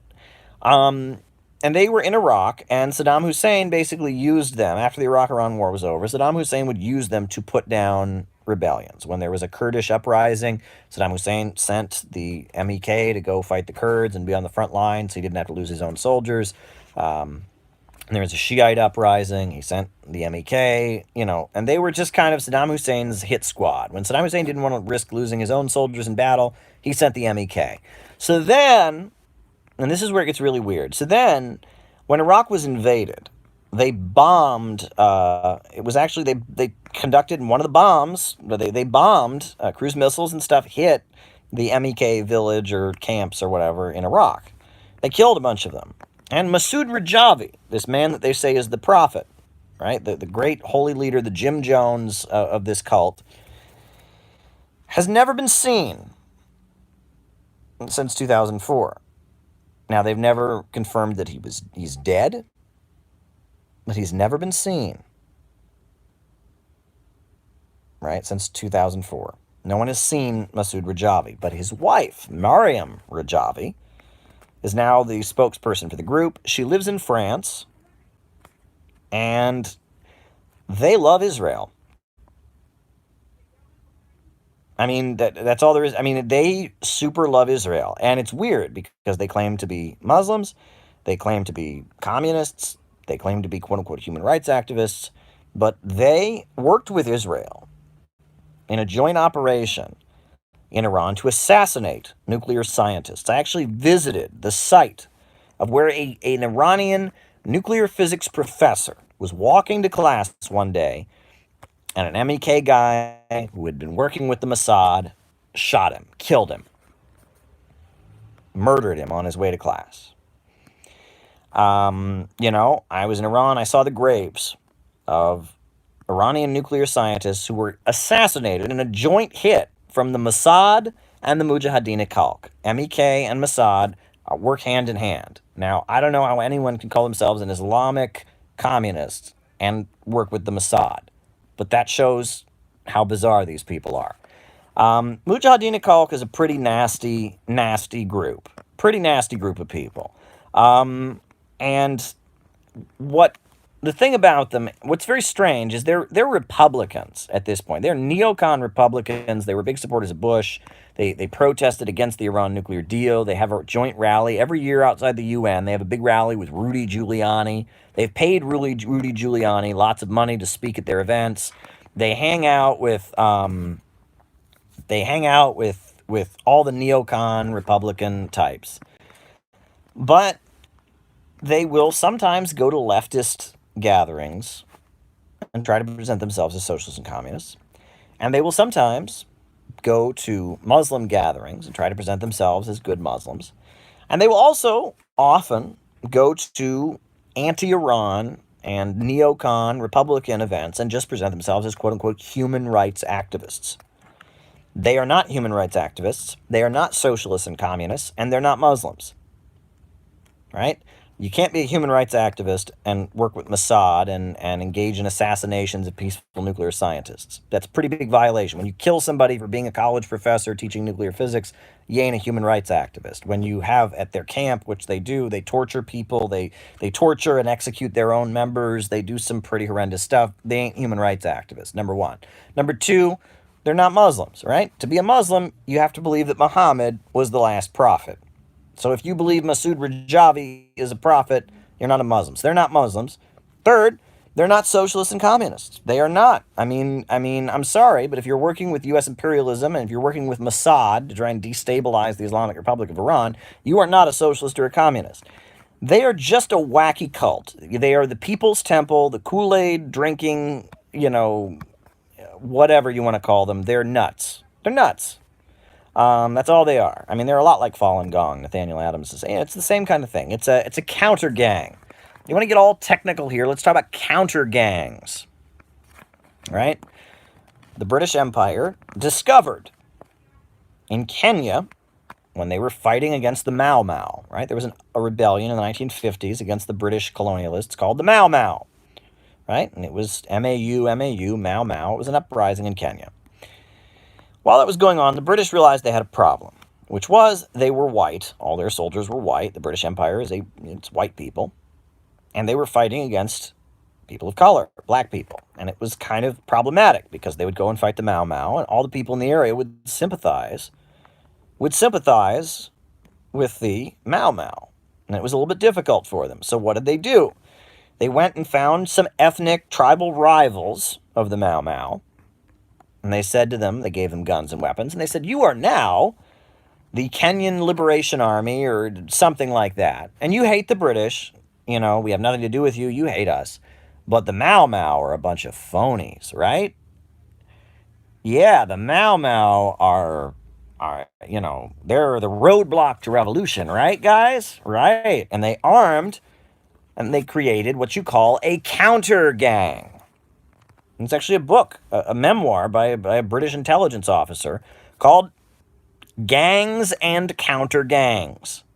And this is an old British intelligence, and I'm sure American intelligence has used it. It's the oldest CIA intelligence agency tactic ever. You set up a counter gang. A counter gang. That's basically what it is. Now, Jared Piquet is saying that Obama's father was part of the Kenyan counter gang. I can't confirm that. If that's true, I can believe it. I can't confirm that. But I'm not saying that myself. I'd be interested to see the documentation. But yeah, they basically set up a counter gang. And counter ganging happens all the time. Basically, when the imperialists, during the Cold War, the imperialists realized that communists are very, very dedicated, right? They give the whole of their lives, they build vanguard parties, they fight, and the capitalists realized, kind of similar to what Hitler realized in his book Mein Kampf. Hitler says in Mein Kampf, the reason that the Kaiser was never able to defeat the Marxists was because he didn't build a mass revolutionary movement to defeat them with. And Hitler says in Mein Kampf that Nazism is a mass revolutionary movement to defeat Marxism. Well, basically, the imperialists came to the same conclusion that Hitler said. They said, if we're going to defeat communists, we need to build mass revolutionary movements to defeat them. And so, Mujahideen Khalq is a counter gang. It's a mass revolutionary movement on the side of the imperialists. The Moonies, the Unification Church of Reverend Sun Myung Moon. Right? On paper, they even want to create a socialist economy. They're the most bitter anti-communists tied in with the Republicans, but they're a counter gang. Right? Trotsky basically acted like a counter gang. Trotskyism is a counter gang. Counter gangs are something that Western capitalism and imperialism sets up as an effective mechanism for defeating Marxism and socialism. And they build kind of fanatical mass movements to fight resistance movements. It's a tactic. Yeah, I mean, and that's, if you want to understand what Mujahideen Khalq are, they are a counter gang. They're a counter gang. Folks, now is the time to tweet this out if you haven't already done it already. Let's make this a bigger conversation. I'm having a great time, folks. We're talking about counter gangs. We're talking about Iran and MEK and I mean Bolivia, folks. Wow, wow. What's happening in Bolivia, folks, is big. I mean, it's big. Now, someone is asking me to answer their question. I don't know what the question is. Repeat your question. I'll answer your question.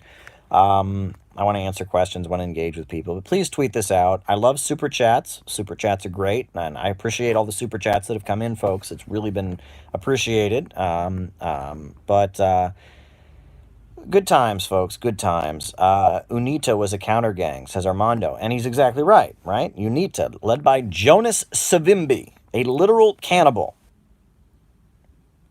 Right? Khmer Rouge. Right? That this is a tactic. Right? Is a counter gang. You set up a counter gang.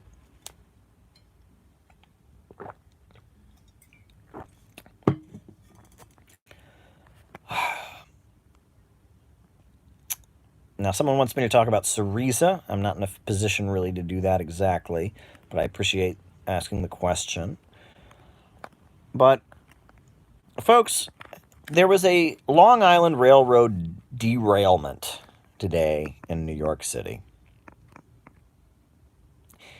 Infrastructure in the United States. Folks, I went into Manhattan today to meet with some people. Unbelievable. I mean, the train delays. It seems like the difference. I watched the Democrat debate. The difference between the Democrats and the Republicans at this point seems to be that Republicans want to fight China, want a trade war with China, are focused on hating China. Democrats are focused on hating Russia. But folks, most Americans, let me emphasize, most Americans don't hate Russia or China.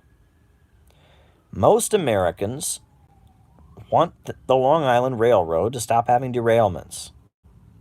Most Americans want their mail to come on time. Thank you, Bryher, for that super chat. I do appreciate it.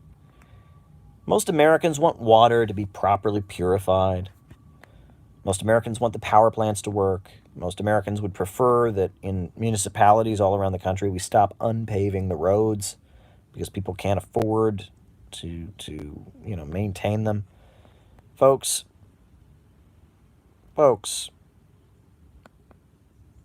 this is a trap. I mean, there are fights going on within the ruling class right now.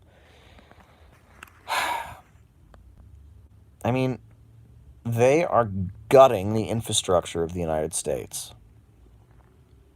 I mean, it is pretty unbelievable, the amount of lack of water purification in this country. I mean, they're gutting the infrastructure of the United States. Kareem Moop says that I am a fascist. I am not. But, they are gutting the infrastructure of the United States.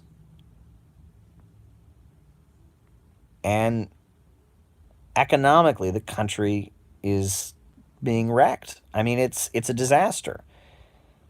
And, I mean, what are we going to do about it? I mean, something needs to be done.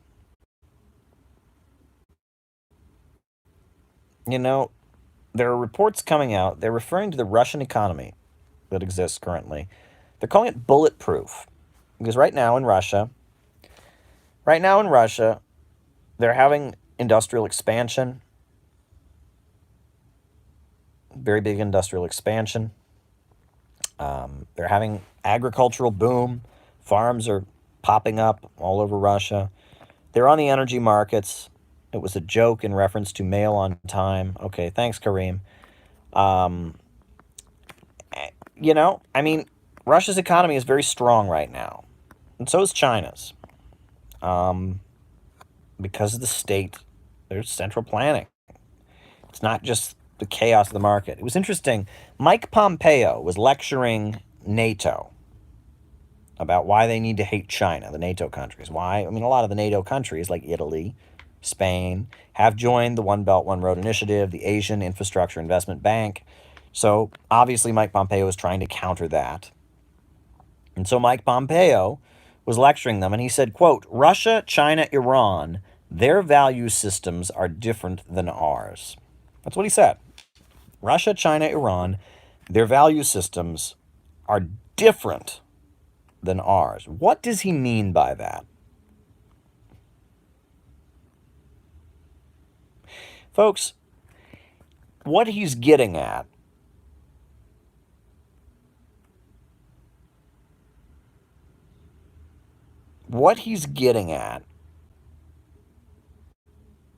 is that in Russia, in China, and in Iran, they don't believe in free market capitalism.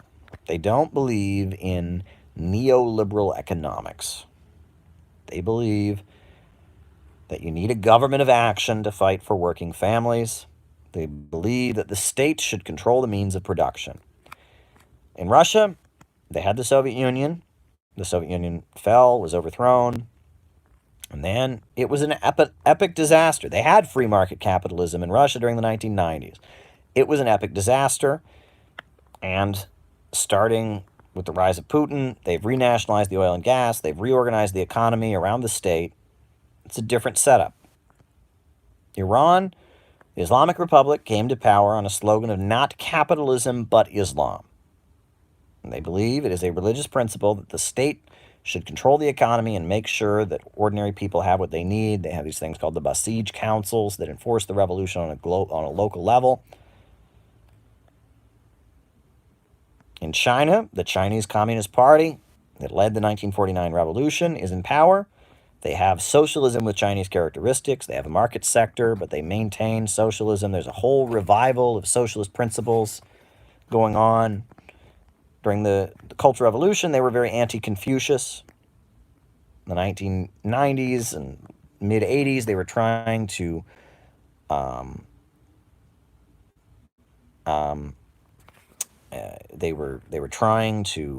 maintain, almost, trying to downplay the communism in the 1980s and 90s. However, now in China, there's a huge revival of Confucianism and communism. Marxist ideology is being promoted everywhere, and Confucianism is being promoted everywhere. And why? Why are these things being promoted? Is they're both seen as what makes China different from the West. Now, someone gave me a $25 super chat, someone I don't recognize, and asked me about they said, I told you that the road to hell in the USA is paved with good intentions. Well, I mean, the thing is, I'm not quite sure what that means. We all have good intent. I mean, it's complicated. It's complicated. That's an old saying that people used to say, right? The road to hell is paved with good intentions. That's like an American idiom, right? That's, like a man's house is his castle. I mean, there's a million of them. We could sit here. I mean, it's one of those old folksy things people say. I mean, the road to hell in America is paved with good intentions. What does that mean? Now, someone said, I think you're misreading the message. Well, restate it then, because it went by really fast. I'm not quite getting at what you're saying. So restate the question, so I can answer it. I think you might not be reading your chat messages carefully enough. They go by really fast, folks. My screen here, and they go next and next and next. Look, restate your question, dear sir. Say it again. I can't scroll up, as someone's pointing out. So if you want me to answer the question, post it again so I can really see it, because he said the difference between the hell and the U.S. is that the road to hell... Okay. The difference between hell and the United States is that hell's road is paved with good intentions. Very good. Very, very good. Very clever, right? You're playing on the old saying, the road to hell is paved with good intentions, and yeah, well, there you go. And yeah, I mean, what struck me about Mike Pompeo's statement, what struck me about it was that I don't feel like the belief that people should be taken care of, the belief that the state has an obligation to control the economy and advance economic development. And I don't think that there's anything particularly un-American about that. I don't. I mean, I don't think there's anything particularly un-American about it. Socialists have always been in this country. People in the United States have needs just like others. I think that our culture in the United States has been infected with with an ideology that's not particularly American. I mean, they've seized on aspects of Americanism, right? We Americans are go-getters. We're live wires. We're motor-minded. We're go, go, go. We're very much that Protestant work ethic. We like to get things done. Sure. There's an Odinism, I guess, in U.S. culture. There's a Calvinism in U.S. culture, right? But Ayn Rand, Milton Friedman, and this stuff doesn't represent how most Americans feel deep down. This is an ideology that has been imposed on the United States by rich and powerful people, many of whom are from here, but who are tied in with huge multinational corporations, huge multinational banks, and that this ideology, that our values that say greed is good, that the state must not control the means of production, that has been imposed on us. Rockefeller ideology has been imposed on the United States. And we've been told over and over and over again that this is American.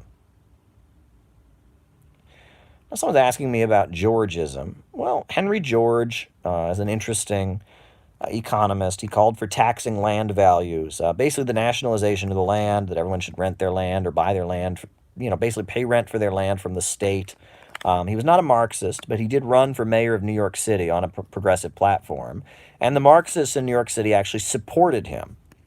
Now, someone's asking me if I ever do call-ins. I don't do call-ins because I don't have the technology to do it. I would need to have a technician to run the lives because I don't have the capacity to do it. I'd like to do that.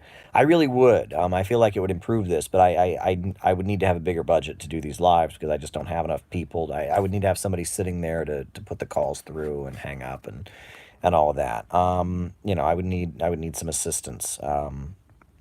But yeah, I mean, this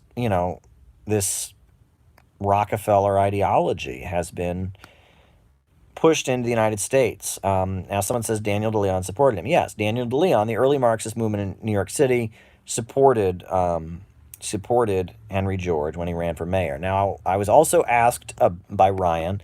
He asked me about distributism. Now, distributism is a Roman Catholic critique of capitalism. It's right? I believe, so let's back up, right? The Catholic Church has always opposed capitalism. Bet you didn't know that, right? I bet that would shock conservatives in the United States. But the Roman Catholic Church feels like capitalism, that capitalism is inconsistent with Christian principles. There was a time where it was not allowed to touch money, right? You talk about filthy lucre, that most people couldn't even touch money. Money was not a good thing, right? Handling money was a bad thing. The Catholic Church obviously opposed usury and the lending of money. And in feudalism, in the time of feudalism, the Catholic Church was very, very opposed to, money existed, but they were very, very critical of capitalism. When the mercantile classes arose, they were anti-Catholic. You had the secret societies, the Illuminati, in Bavaria, which was suppressed and smashed, the Freemasons, even the Knights Templar, which were the Crusaders, but they brought some of that knowledge from the Middle East with them. And the Roman Catholic Church basically argued that capitalism was a sin. It was a violation of Catholic teachings because it caused people to put the priority over money rather than morality. And that capitalism, right, the feudal order, everyone has their place. I'm not defending feudalism. I'm not an advocate of feudalism. But in the feudal system, if you're born as a noble, you own the land. The feudal system, if you're born as a soldier, you enforce the rule of the landowner. If you're born as a peasant, you work your little tract of land. Everyone's kind of born into their place, and it's a very highly organized society. And the Roman Catholic Church was the institution that upheld the feudal system. And so when feudalism was being ripped apart by capitalism, the Roman Catholic Church wrote a lot of really strong critiques of capitalism. The Catholic Church, for example, and pointed out, and it's interesting because Karl Marx wrote this.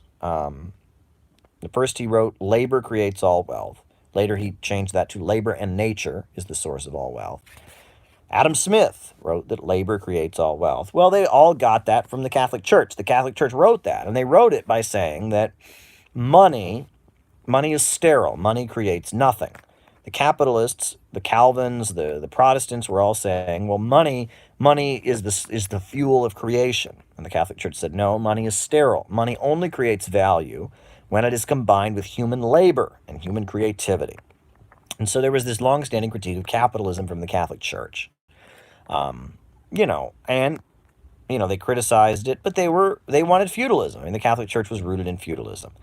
So that has existed. And, when Marxism was becoming popular in Europe, the Catholic Church thought Marxism was its main enemy, right? And, there were a lot of Roman Catholics, even back in the 30s, thought that Marxism was the Bavarian Illuminati. It was a revolutionary conspiracy to create chaos and destabilize society. It was the Bavarian Illuminati. The Catholic Church, I don't think, ever officially endorsed any particular conspiracy theory, but they were opposed to Marxism. They thought it was their main enemy. But they were forced to also emphasize their criticism of capitalism, right? Because it's like all these Catholic workers are suffering, and they're like, oh, we're mad at capitalism. What are we going to do, right? I mean, if you're saying communism is evil, and the Catholic Church said, well, we're against capitalism too.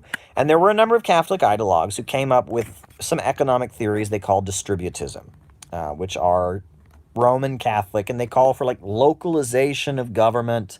That's one of it, localization of government, some kind of economic controls to be put in. And it's, I wouldn't say distributism is fascist, right? I think that there are some similarities between distributist teachings and fascism, but it's an economic teaching that is critical of capitalism on the one hand, but it's anti-Marxist on the other hand, and it emphasizes the Roman Catholic critique of capitalism. Now, folks mentioned Vatican II. It's very funny. I actually wrote an article about, it's in the new book, actually. It's in this book. There is an article that was published and then put into this book, City Builders and Vandals in Our Age. There's an article in here on the Roman Catholic relationship with capitalism and communism. It's about when Beijing and the Vatican established relations. I actually wrote an article in this book, about all of this. And the Catholic Church has emphasized some of its criticism of capitalism. Now, Vatican II came along. Vatican II was a very pivotal moment where the Catholic Church changed a lot of its beliefs, right? That's after Vatican II, for example. It used to be that all the Catholic masses all over the world were all in Latin. Vatican II came along. They did it in the native language. You go to a Catholic church in the United States, they're going to be, preaching in English. Right? Vatican II changed a lot of things, right? A lot of the beliefs of the Catholic Church greatly changed after Vatican II.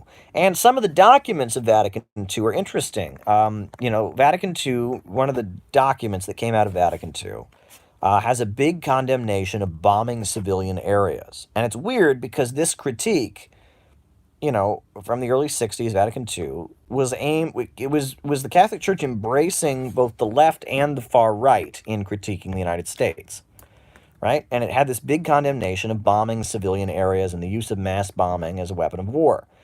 And at the time, everyone understood that this was a criticism of the Vietnam War and the Korean War, mainly the Korean War. The Vietnam War hadn't really gotten going yet.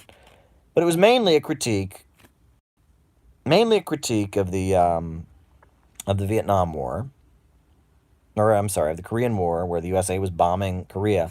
But it was also a very subtle critique of the Second World War and the use of mass bombing by the Allies against Dresden and Germany and Japan. It was a subtle condemnation of the USA during the Second World War, and it was a condemnation of the USA in the Korean War and fighting the communists. It was actually kind of interesting. That's what distributism is. It's a Roman Catholic critique of capitalism.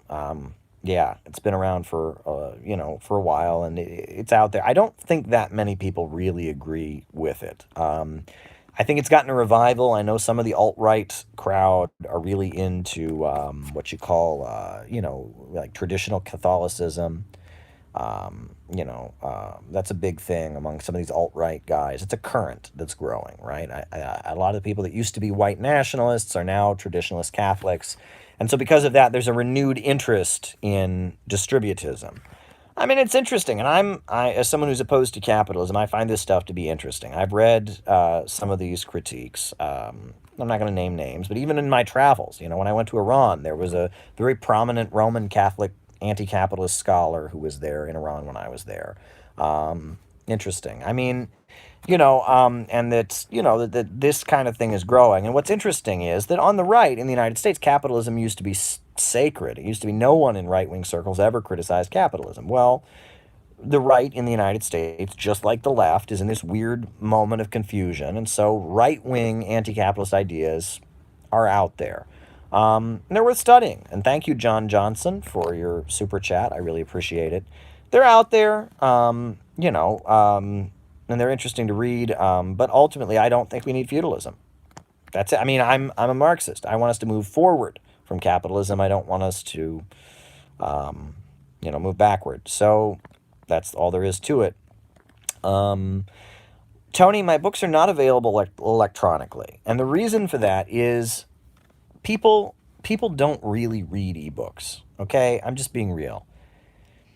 If you buy my book online for $4.99 or $1.99 and download it on your computer, it's going to sit on your computer for a long time. I want people to read my books to really engage with them. Right? If you order a copy of this book and you have a physical copy of it, you are going to read it. You're much more likely to read it. I shouldn't say you're necessarily going to. And I know this. It's very interesting. I used to be in a political group, and we would give our newspaper away. We would give it away. Can you please debate Eric Stryker? He is an anti-capitalist populist who used to be a communist. Yeah, I'm open to it. Yeah, I mean, maybe. I don't know if it can be arranged. I mean, I'm open to engaging and debating anyone. I don't know who this Stryker character is necessarily, but I mean, it's not something I'm opposed to doing. I debated Augustus Sol Invictus. I'm willing to engage people in conversations. I would have to decide if it was really worth my time or not. I'd have to look into exactly what we would discuss, but I'm open to these kind of things. But as I was saying, and thank you for the super chat, I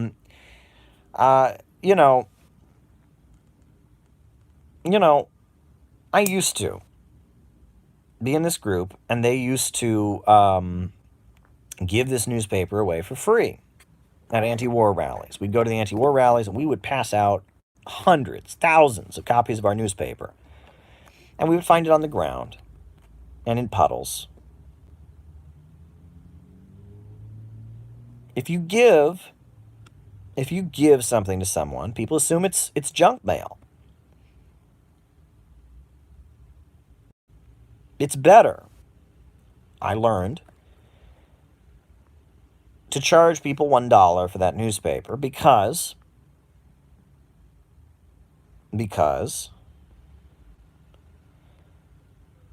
those people that buy it for $1 will all read it. And thank you, Madison. It's been too long.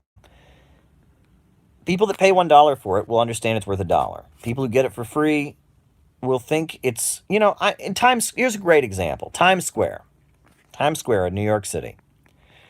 It is the worst place to ever do any political leafleting or anything. Why? Because there are thousands of people. And there are all kinds of people handing out, shop at this store, there's a deal going on, there's all kinds of people leafleting for go to this store, here's a comedy club where there's going to be a great show tonight, cheap Broadway tickets, all kinds of free glossy pieces of paper being handed out in Times Square. And every time I go to Times Square, I get people try to hand me, and I take all kinds of free glossy pieces of paper for stores that are having sales and Broadway shows, and I throw it all away. Because it's advertising. I'm not interested. But if someone stops me and says, hey, I've got a newspaper for my political group, and I want you to pay $1 for it because it's really important, sure, the majority of people you stop are going to say no. That's a fact, right? And you get used to that. I sold communist newspapers for years. Trust me. I learned the majority of people are going to say, not interested, moving on. They might, but those people that stop, take out their wallet and give you some of the money that they have had to work to earn, they're going to read that newspaper. And that's how I feel about this book. Right? I want you to really read it. I would rather have people buy this book, get a print copy of it at their house, and actually read it than have a whole bunch of people buy it really cheap online, download it as a computer file, and it just kind of sit there on their computer screen, right? I wrote this. This is a work of art. I believe in the content very strongly, right? The opening essay, the first 100 pages of this book, it's a little more than 100 pages. The opening essay of this book, I spent a lot of time researching and putting it together. The opening essay of City Builders and Vandals in Our Age is something I put a lot of work into. And this new book that I'm writing, which is all new content of this new book I'm writing, book number 2. Book 2 is in the works. I'm working on it. No, it's not an autobiography, not a memoir, but it's a book. This book, there's new content in here, but there's also some previously published articles and essays. But the new book that's coming out, book 2, is going to have all new stuff. It'll be all new, and it'll be something special. And yes, I'm not going to release it as an ebook. If you want it, I'm going to need you to show you have a real desire for it, right? And this must be said. Yeah, and I get that question a lot. And that actually, there's certain things. It's interesting. There's an essay by, of all people, Leon Trotsky.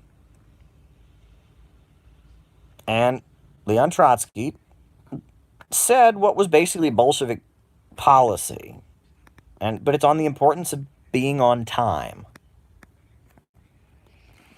And the Bolsheviks discovered that starting their meetings on time is very working class. And why is that? Workers, people who work in factories, people who work for a living, their time is very valuable. Students, not so much, right? Students, they don't have to get up in the morning. They might have to go to class, whatever, right? Intellectuals, middle-class folks, different story. Working class people who must be at that job from 9 to 5 every day, they get 45 minutes for lunch. Those folks, right?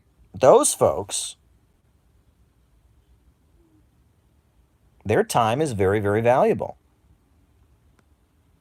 You can always tell, I remember when I was working 9 to 5 at the insurance company every day, and I would go to a political meeting on Monday evening. Every Monday evening, I would go to like a political meeting, like the local coordinating committee of the group I was in. And I would get there, and the meeting started at 7. And I would leave my job at 5, get on the train, get it there, and I swear, some nights the meeting didn't start till 7:45. And it caused me agony. It caused me a great deal of agony. Because I had to be up the next morning. And I had to leave Manhattan and get back to Queens, where I was living, to get on the train in the morning, to go to Brooklyn, where I was working, and so to be at this meeting that was supposed to start at 7, and it wouldn't start till 7:45, I was ready to pull my hair out. It just drove me up the wall because my time was valuable. Sometimes I needed to do laundry, for goodness sakes. My time was valuable because I was working. However, other people in this organization who were full-time employees of the organization, or they were retired, they didn't care. One of the common complaints people had, and this is everywhere I've ever been, when I was an activist in Cleveland, when I was on the West Coast, Michigan, you name it. One of the common complaints people have about left-wing meetings is that the meeting always starts late, number one. But number two, the meeting starts late, and they'll announce, hey, the meeting is about to start, And then when they announce that the meeting is about to start, the meeting starts at 7. It's supposed to start at 7. The meeting's supposed to start at 7. So they announce at 7:30, okay, guys, we're going to start. And then, inevitably, 3 people say, oh, can I have a cigarette first?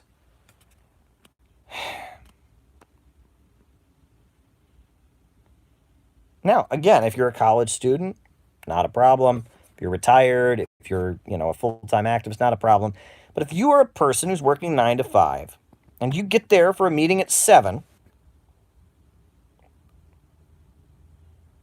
and at 7:30 they finally start, and before they start, it's, oh, folks have got to go have a cigarette. It gets to you. It really gets to you. And it's not working class. It's not proletarian. It's very petty bourgeois. It's very middle class, right? It's a very middle class thing to do. I agree with that. There's other things that are very middle class, right? I mean, you name it. Dressing sloppy. Dressing sloppy, right? I mean, that's, again, if you live in a working class neighborhood, if a preacher wants people to come to his church, he wears the most expensive, flashy suit he can wear. And he knocks on people's doors and tells them, come to my church. If someone is running for city council in a working class neighborhood, he wears an expensive, nice suit and goes and knocks on people's doors and says, vote for me, I'm running for city council or mayor or dog catcher or state senator or whatever. Working class people respect that he's in a fancy suit. They say he's in a fancy suit. He must be serious. He must be really aspiring for it. When labor unions, labor unions, one of the first things they tell labor union organizers, when you're going to a factory or a workplace to try and unionize it, you must put on a fancy suit. When a salesman, for goodness sakes, in a working class neighborhood is trying to sell you a bed or a couch, he puts on a fancy suit.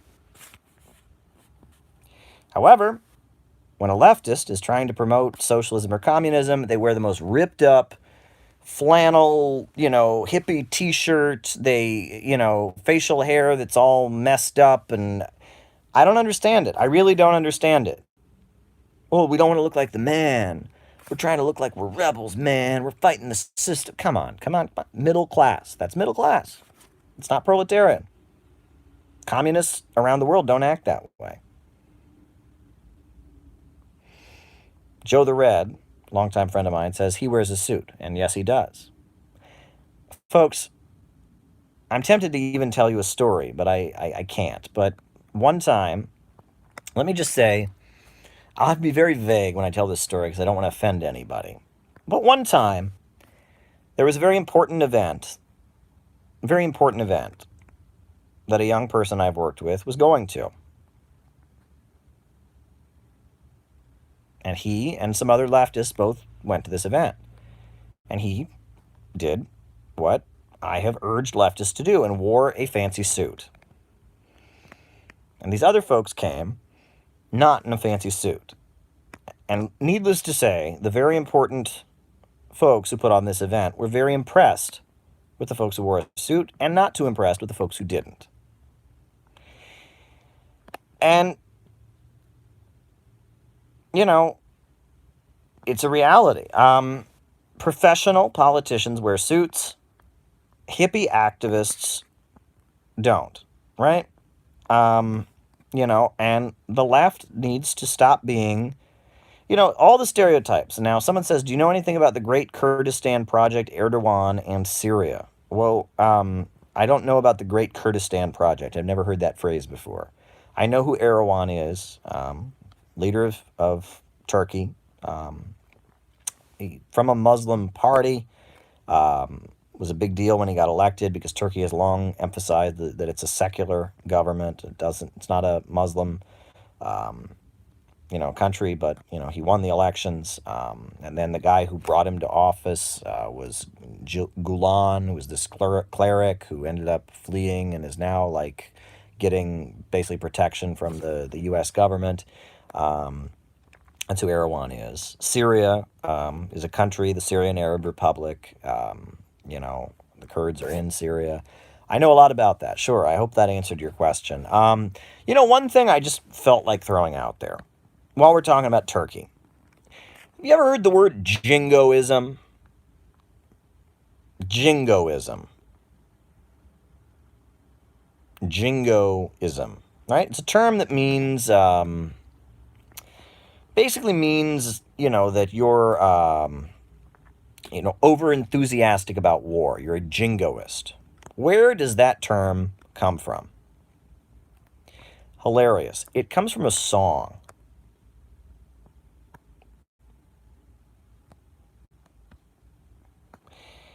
In Britain, 1800s, Britain was fighting Russia and aligned with Turkey against Russia.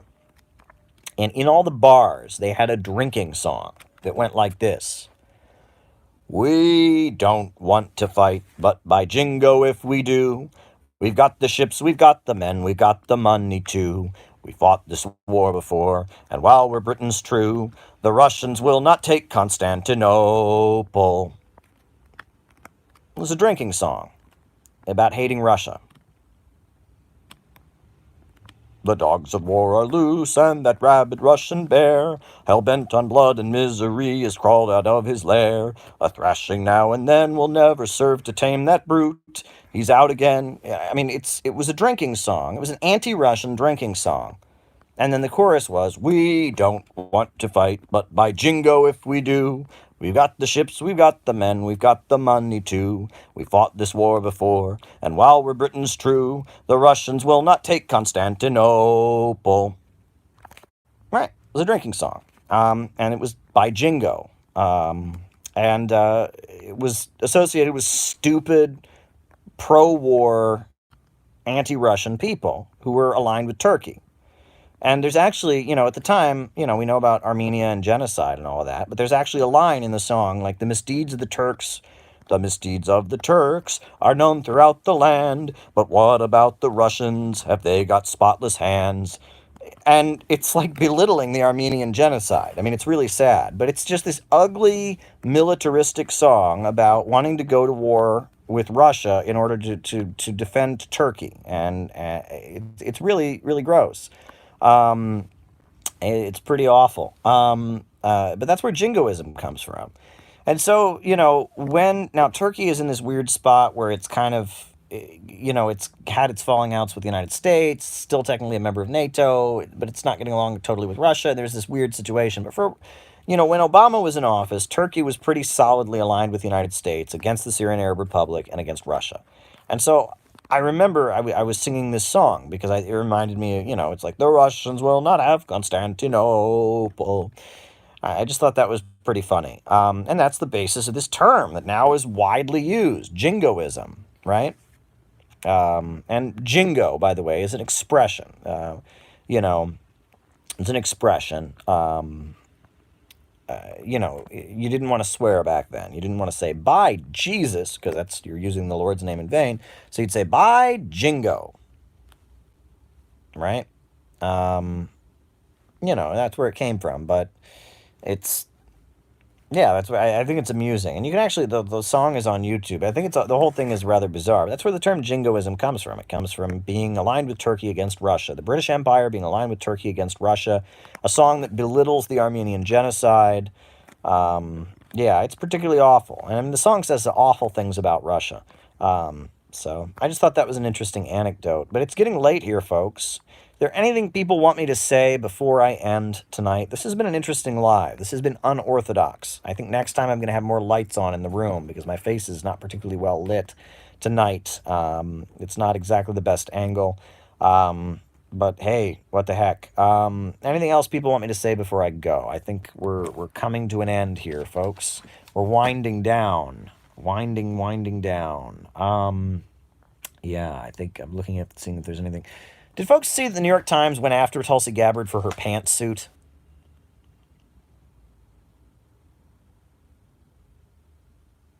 Yeah, the New York Times wrote an op-ed going after Tulsi Gabbard because she wore a white pantsuit. But, and I see Maximilian says disgusting sexism. Totally, right? They don't comment on men's outfits, really. I mean, I guess there was some attack on Yang for not wearing a tie. But for the most part, right, so that's one thing. But here's where it gets even crazier. The very same writer, The exact same writer who attacked Tulsi Gabbard for wearing a white pantsuit. She called it, you can't make this up. I'm going to tell you what they said about the white pantsuit. They said it was that she looked like a cult leader and that it communicated combative righteousness. Boom. Yeah, that'll teach you to wear a white pantsuit. The same writer, the exact same writer. Her name is Vanessa Friedman. Vanessa Friedman praised Hillary Clinton for wearing a white pantsuit. Right? You remember the Democratic National Convention. Hillary Clinton came out in a white pantsuit. So, you want to talk about bias? That was particularly bad. That's particularly bad. The whole thing is particularly ridiculous. It is. It's just particularly ridiculous. The whole thing is.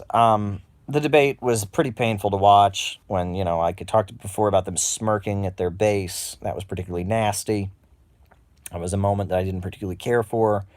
They don't like Yang. They don't like Gabbard. Right? They've been forcing Yang to say neocon things, right? And baiting him, trying to get him to say stuff critical of U.S. foreign policy as almost like a threat. That was how they handled Yang. So that was number one. And then on number two, it seemed like Gabbard, they're running this game against her. They don't like Gabbard. And then Bernie, they just kind of tolerate. It's a pill they've had to swallow. They're like, all right, let him talk. They don't like Bernie, but they just kind of tolerate him. They figure they have to. It's all a big mess. Tom Steyer, who's just a billionaire who wants to impeach Trump. They put him on the stage. And then Bloomberg, right? Now, Bloomberg hasn't officially declared yet, but it may be that Bloomberg comes in, and that's very scary to me. I lived in New York City at the tail end of the Bloomberg regime. Couple things I didn't particularly care for. Number one, anti-Muslim policies. They went after the Muslim community here. They sent, provocateurs into mosques to set people up, and it was almost, it was, people joke about they were solving a terrorist attack once a week. Why? They'd send someone into a mosque with a microphone on and set somebody up once a week. That was particularly disgusting. The NYPD, Bloomberg administration's policies towards the mosques and toward Islam, and showing anti-Islamic films to NYPD officers in their training. It was pretty awful. That was one aspect of the Bloomberg administration that was pretty awful. Number two, they had ads in the subways. Racist ads in the subways, paid for by the city of New York, urging, it was supposed to be ads against single motherhood and against teen pregnancy, but it was very, very, very racial. It was an ad, it'd have an African-American child crying, and it'd say, because my mom had me when she was 16, my chances of going to college are this much less. It was basically an ad telling people of color not to have children. That was pretty disgusting. It was like racist eugenics almost. The government telling you what kind of soda you can have, the soda law.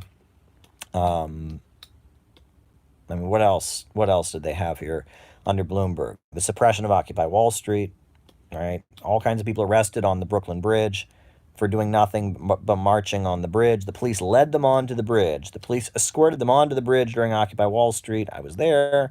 Escorted them onto the bridge and then arrested them for being on the bridge. Pretty nasty. They were trapped on the bridge, mass arrests.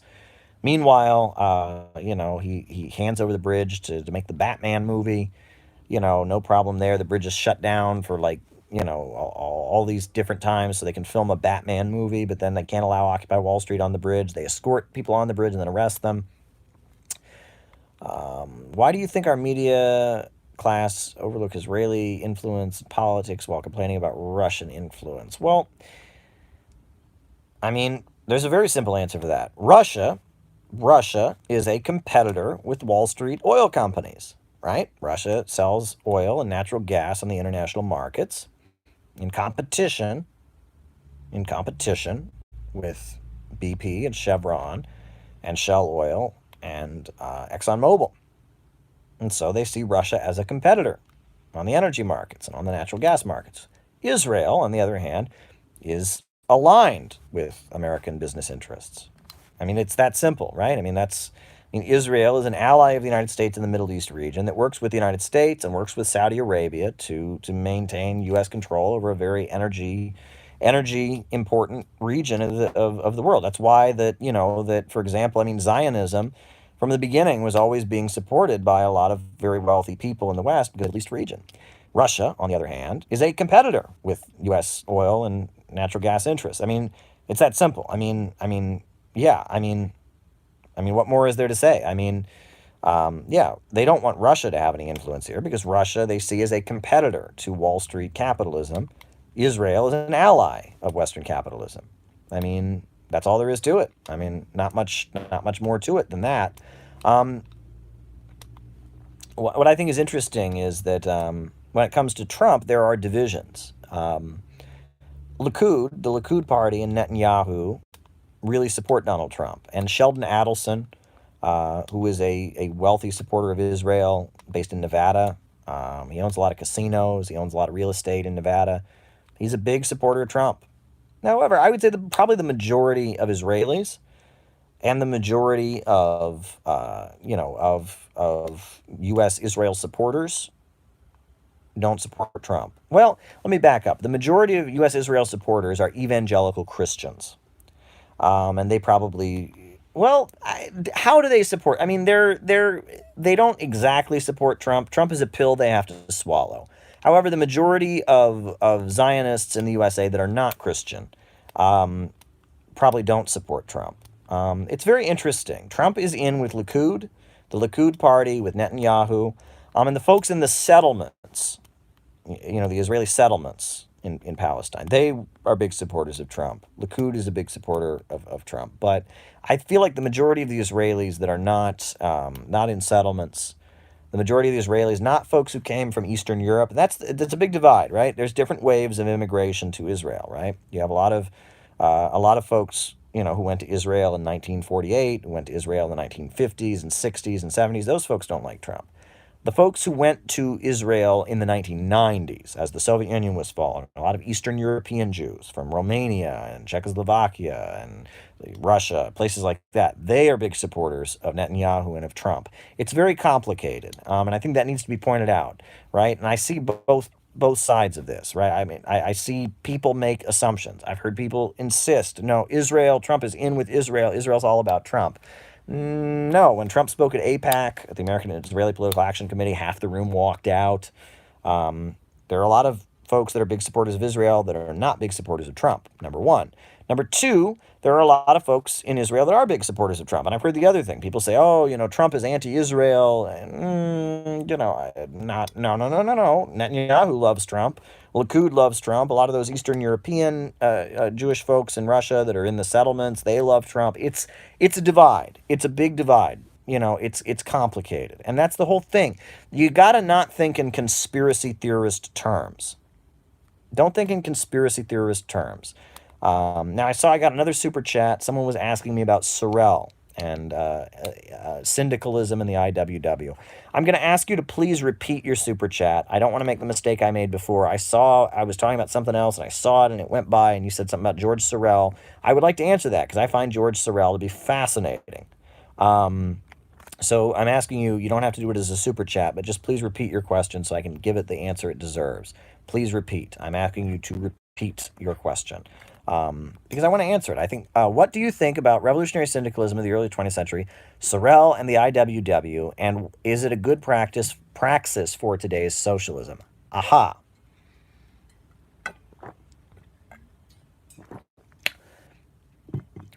I think I'm actually reading Sorel's writings, and there are some brilliant things that Sorel says.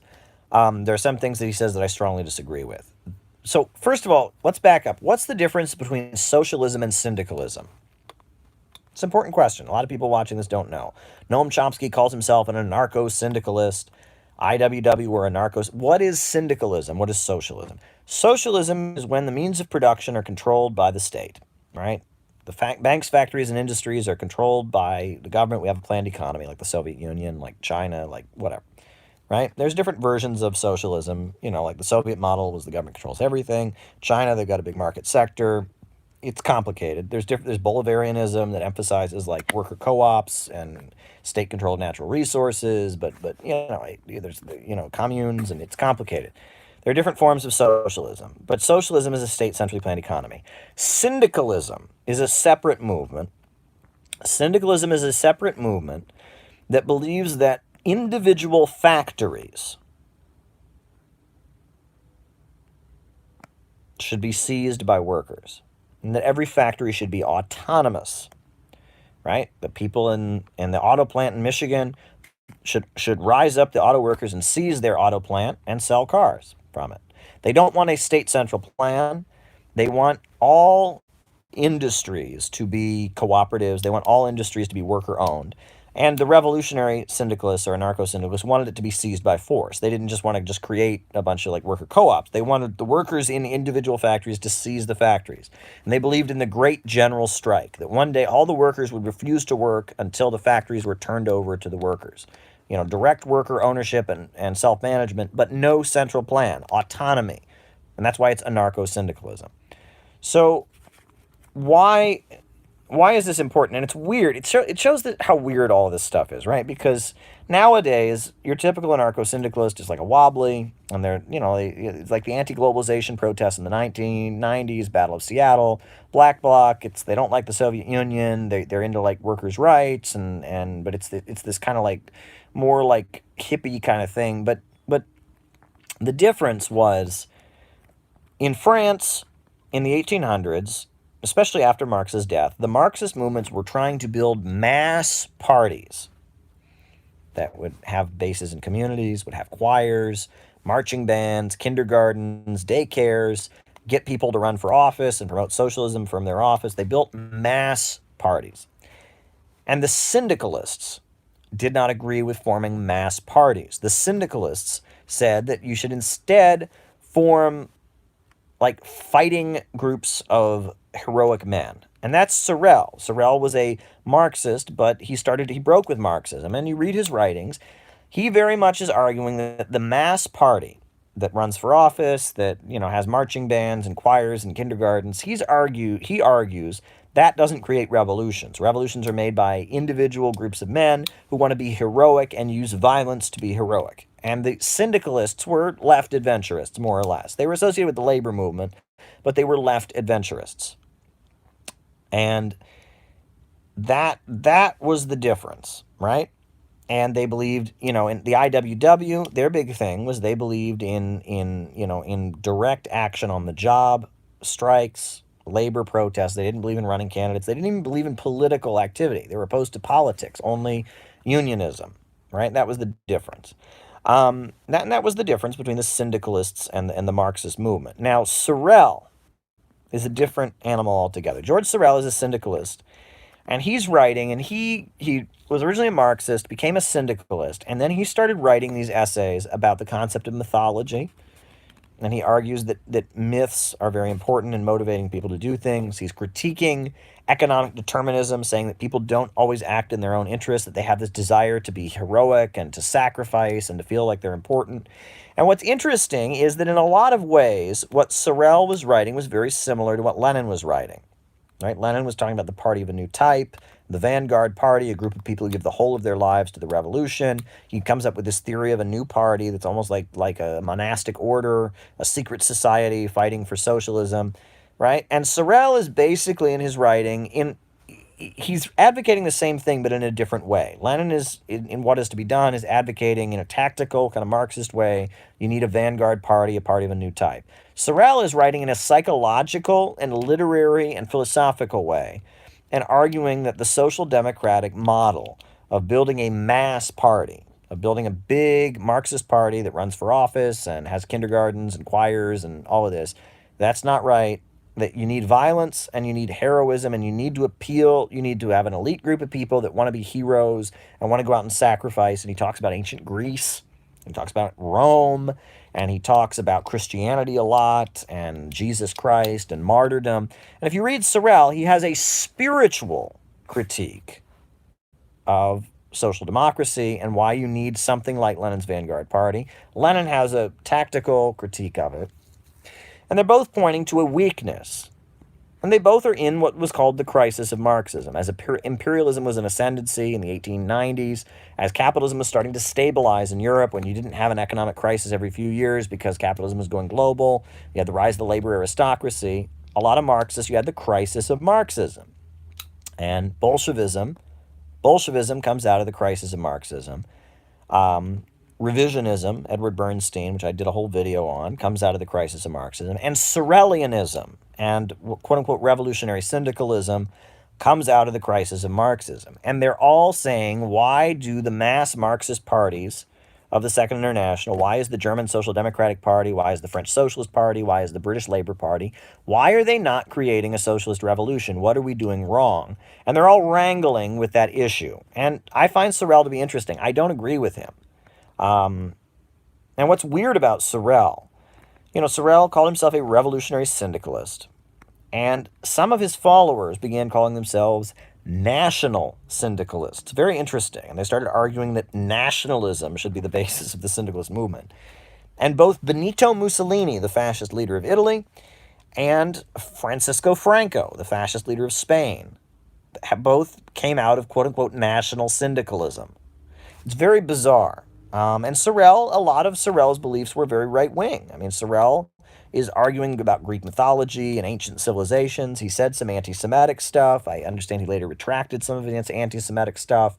Sorel's an interesting person, but he's making a spiritual critique of the Kautsky Second International Social Democratic Party model. It's basically what he's doing. The most disturbing thing about Sorel is that he advocates left adventurist violence. He thinks violence and people engaging in left adventurist violence is a good thing. I don't think that. I think that's absolutely wrong. But what's interesting about Sorel, though, is that Sorel is actually widely loved by Frantz Fanon, who's a big New Left figure. And in the France, among like New Left and hippies and all of them, and Adorno and the Frankfurt School, they were really into Sorel. And they took a lot of his concepts, and they talked about quote-unquote propaganda of the deed and all that kind of stuff. A lot of, stuff like the Weatherman and the terrorism, the left-wing terrorism and left-wing extremism and violence, a lot of that was rooted in Sorel. But so was fascism. I mean, fascism also, Mussolini and Franco also has its roots in Sorel. And you can read Sorel that way. There's a lot of very right-wing kind of thinking in Sorel. And the other thing that's interesting about Sorel is at the time that Sorel died, he said he admired both Lenin and the Bolsheviks. He supported the Soviet Union and he supported fascism. So Sorel is an interesting figure, and I think that he was wrangling with a real problem. Edward Bernstein was wrangling with the problem. Lenin was wrangling with the problem. Why did all the factory workers in the First World not rise up and seize their factories? Well, Lenin gave the economic explanation for it. Sorel gives kind of a psychological, spiritual explanation, and Bernstein gives his completely ridiculous revisionist explanation that, capitalism just naturally turns into socialism. We're halfway there already. They're all wrangling with the same kind of question. And that's one thing you see, like the people who try to say that fascism is left-wing, which it's not. It's always considered itself to be a right-wing ideology.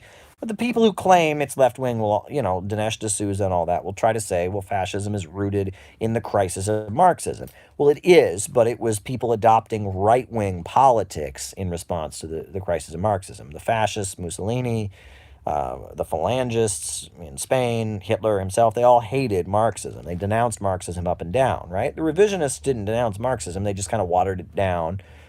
Bolshevism, and even George Sorel. George Sorel didn't denounce Marxism. He believed in Marxism. He had his own critical kind of view.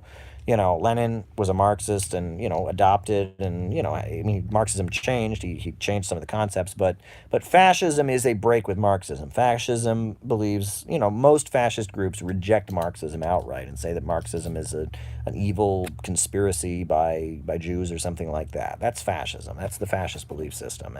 And fascism is a right-wing ideology. Now, did some people turned to it in response to the crisis of Marxism, but it ultimately opposes Marxism. But yeah, that's my answer to that question. Now I see Joe Joe the Red, he's continuing to ask me about QAnon. You know, I did a video on like a Marxist view of conspiracy theories, and I think that, we should keep track of this stuff, and that on the surface level, things like QAnon and stuff like that point to a level of consciousness. Like, people in the United States realize that the government is controlled by someone other than themselves, that it's not working in their economic or political interests. We should keep track of this stuff. We should be able to have conversations with people who believe in that stuff. But at the same time, we should recognize this stuff isn't Marxism. But we need to be able to relate to people who have this view.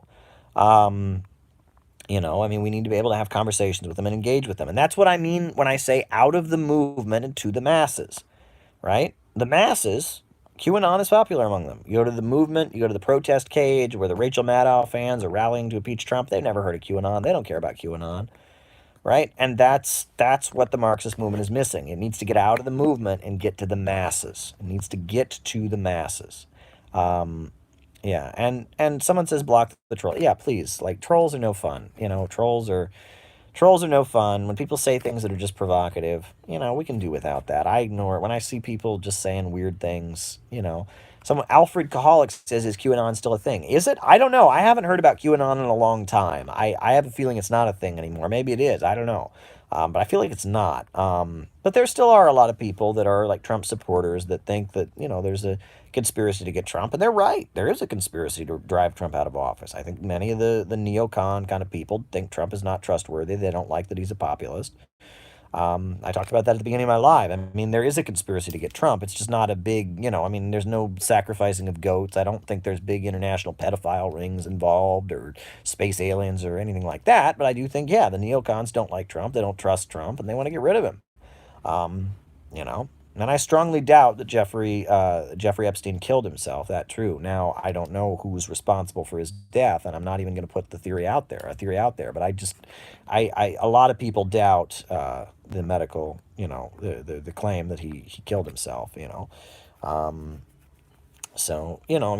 said, folks, we're in a crisis right now. U.S. society, is destabilizing, and more than anything, we need a government of action that will fight for working families. We need a government of action that will fight for working families. We need a government that will take action and fight for working families. And on top of that, I will end tonight with that quote that I always end things with. Ever since World War II, U.S. imperialism and its followers have been continuously launching wars of aggression. But the people of various countries have been continuously waging revolutionary wars to defeat their aggression. While the danger of a new world war still exists, and the people of all countries must get prepared, revolution is the main trend in the world today. And I'll say it one more time, and I'll include the first sentence. A new upsurge in the struggle against U.S. imperialism is now emerging throughout the world. Ever since World War II, U.S. imperialism and its followers have been continuously launching wars of aggression. But the people of various countries have been continuously waging revolutionary wars to defeat their aggression. While the danger of a new world war still exists, and the people of all countries must get prepared, revolution is the main trend in the world today.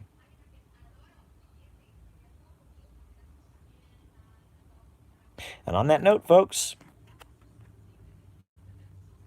I'm out. Have a good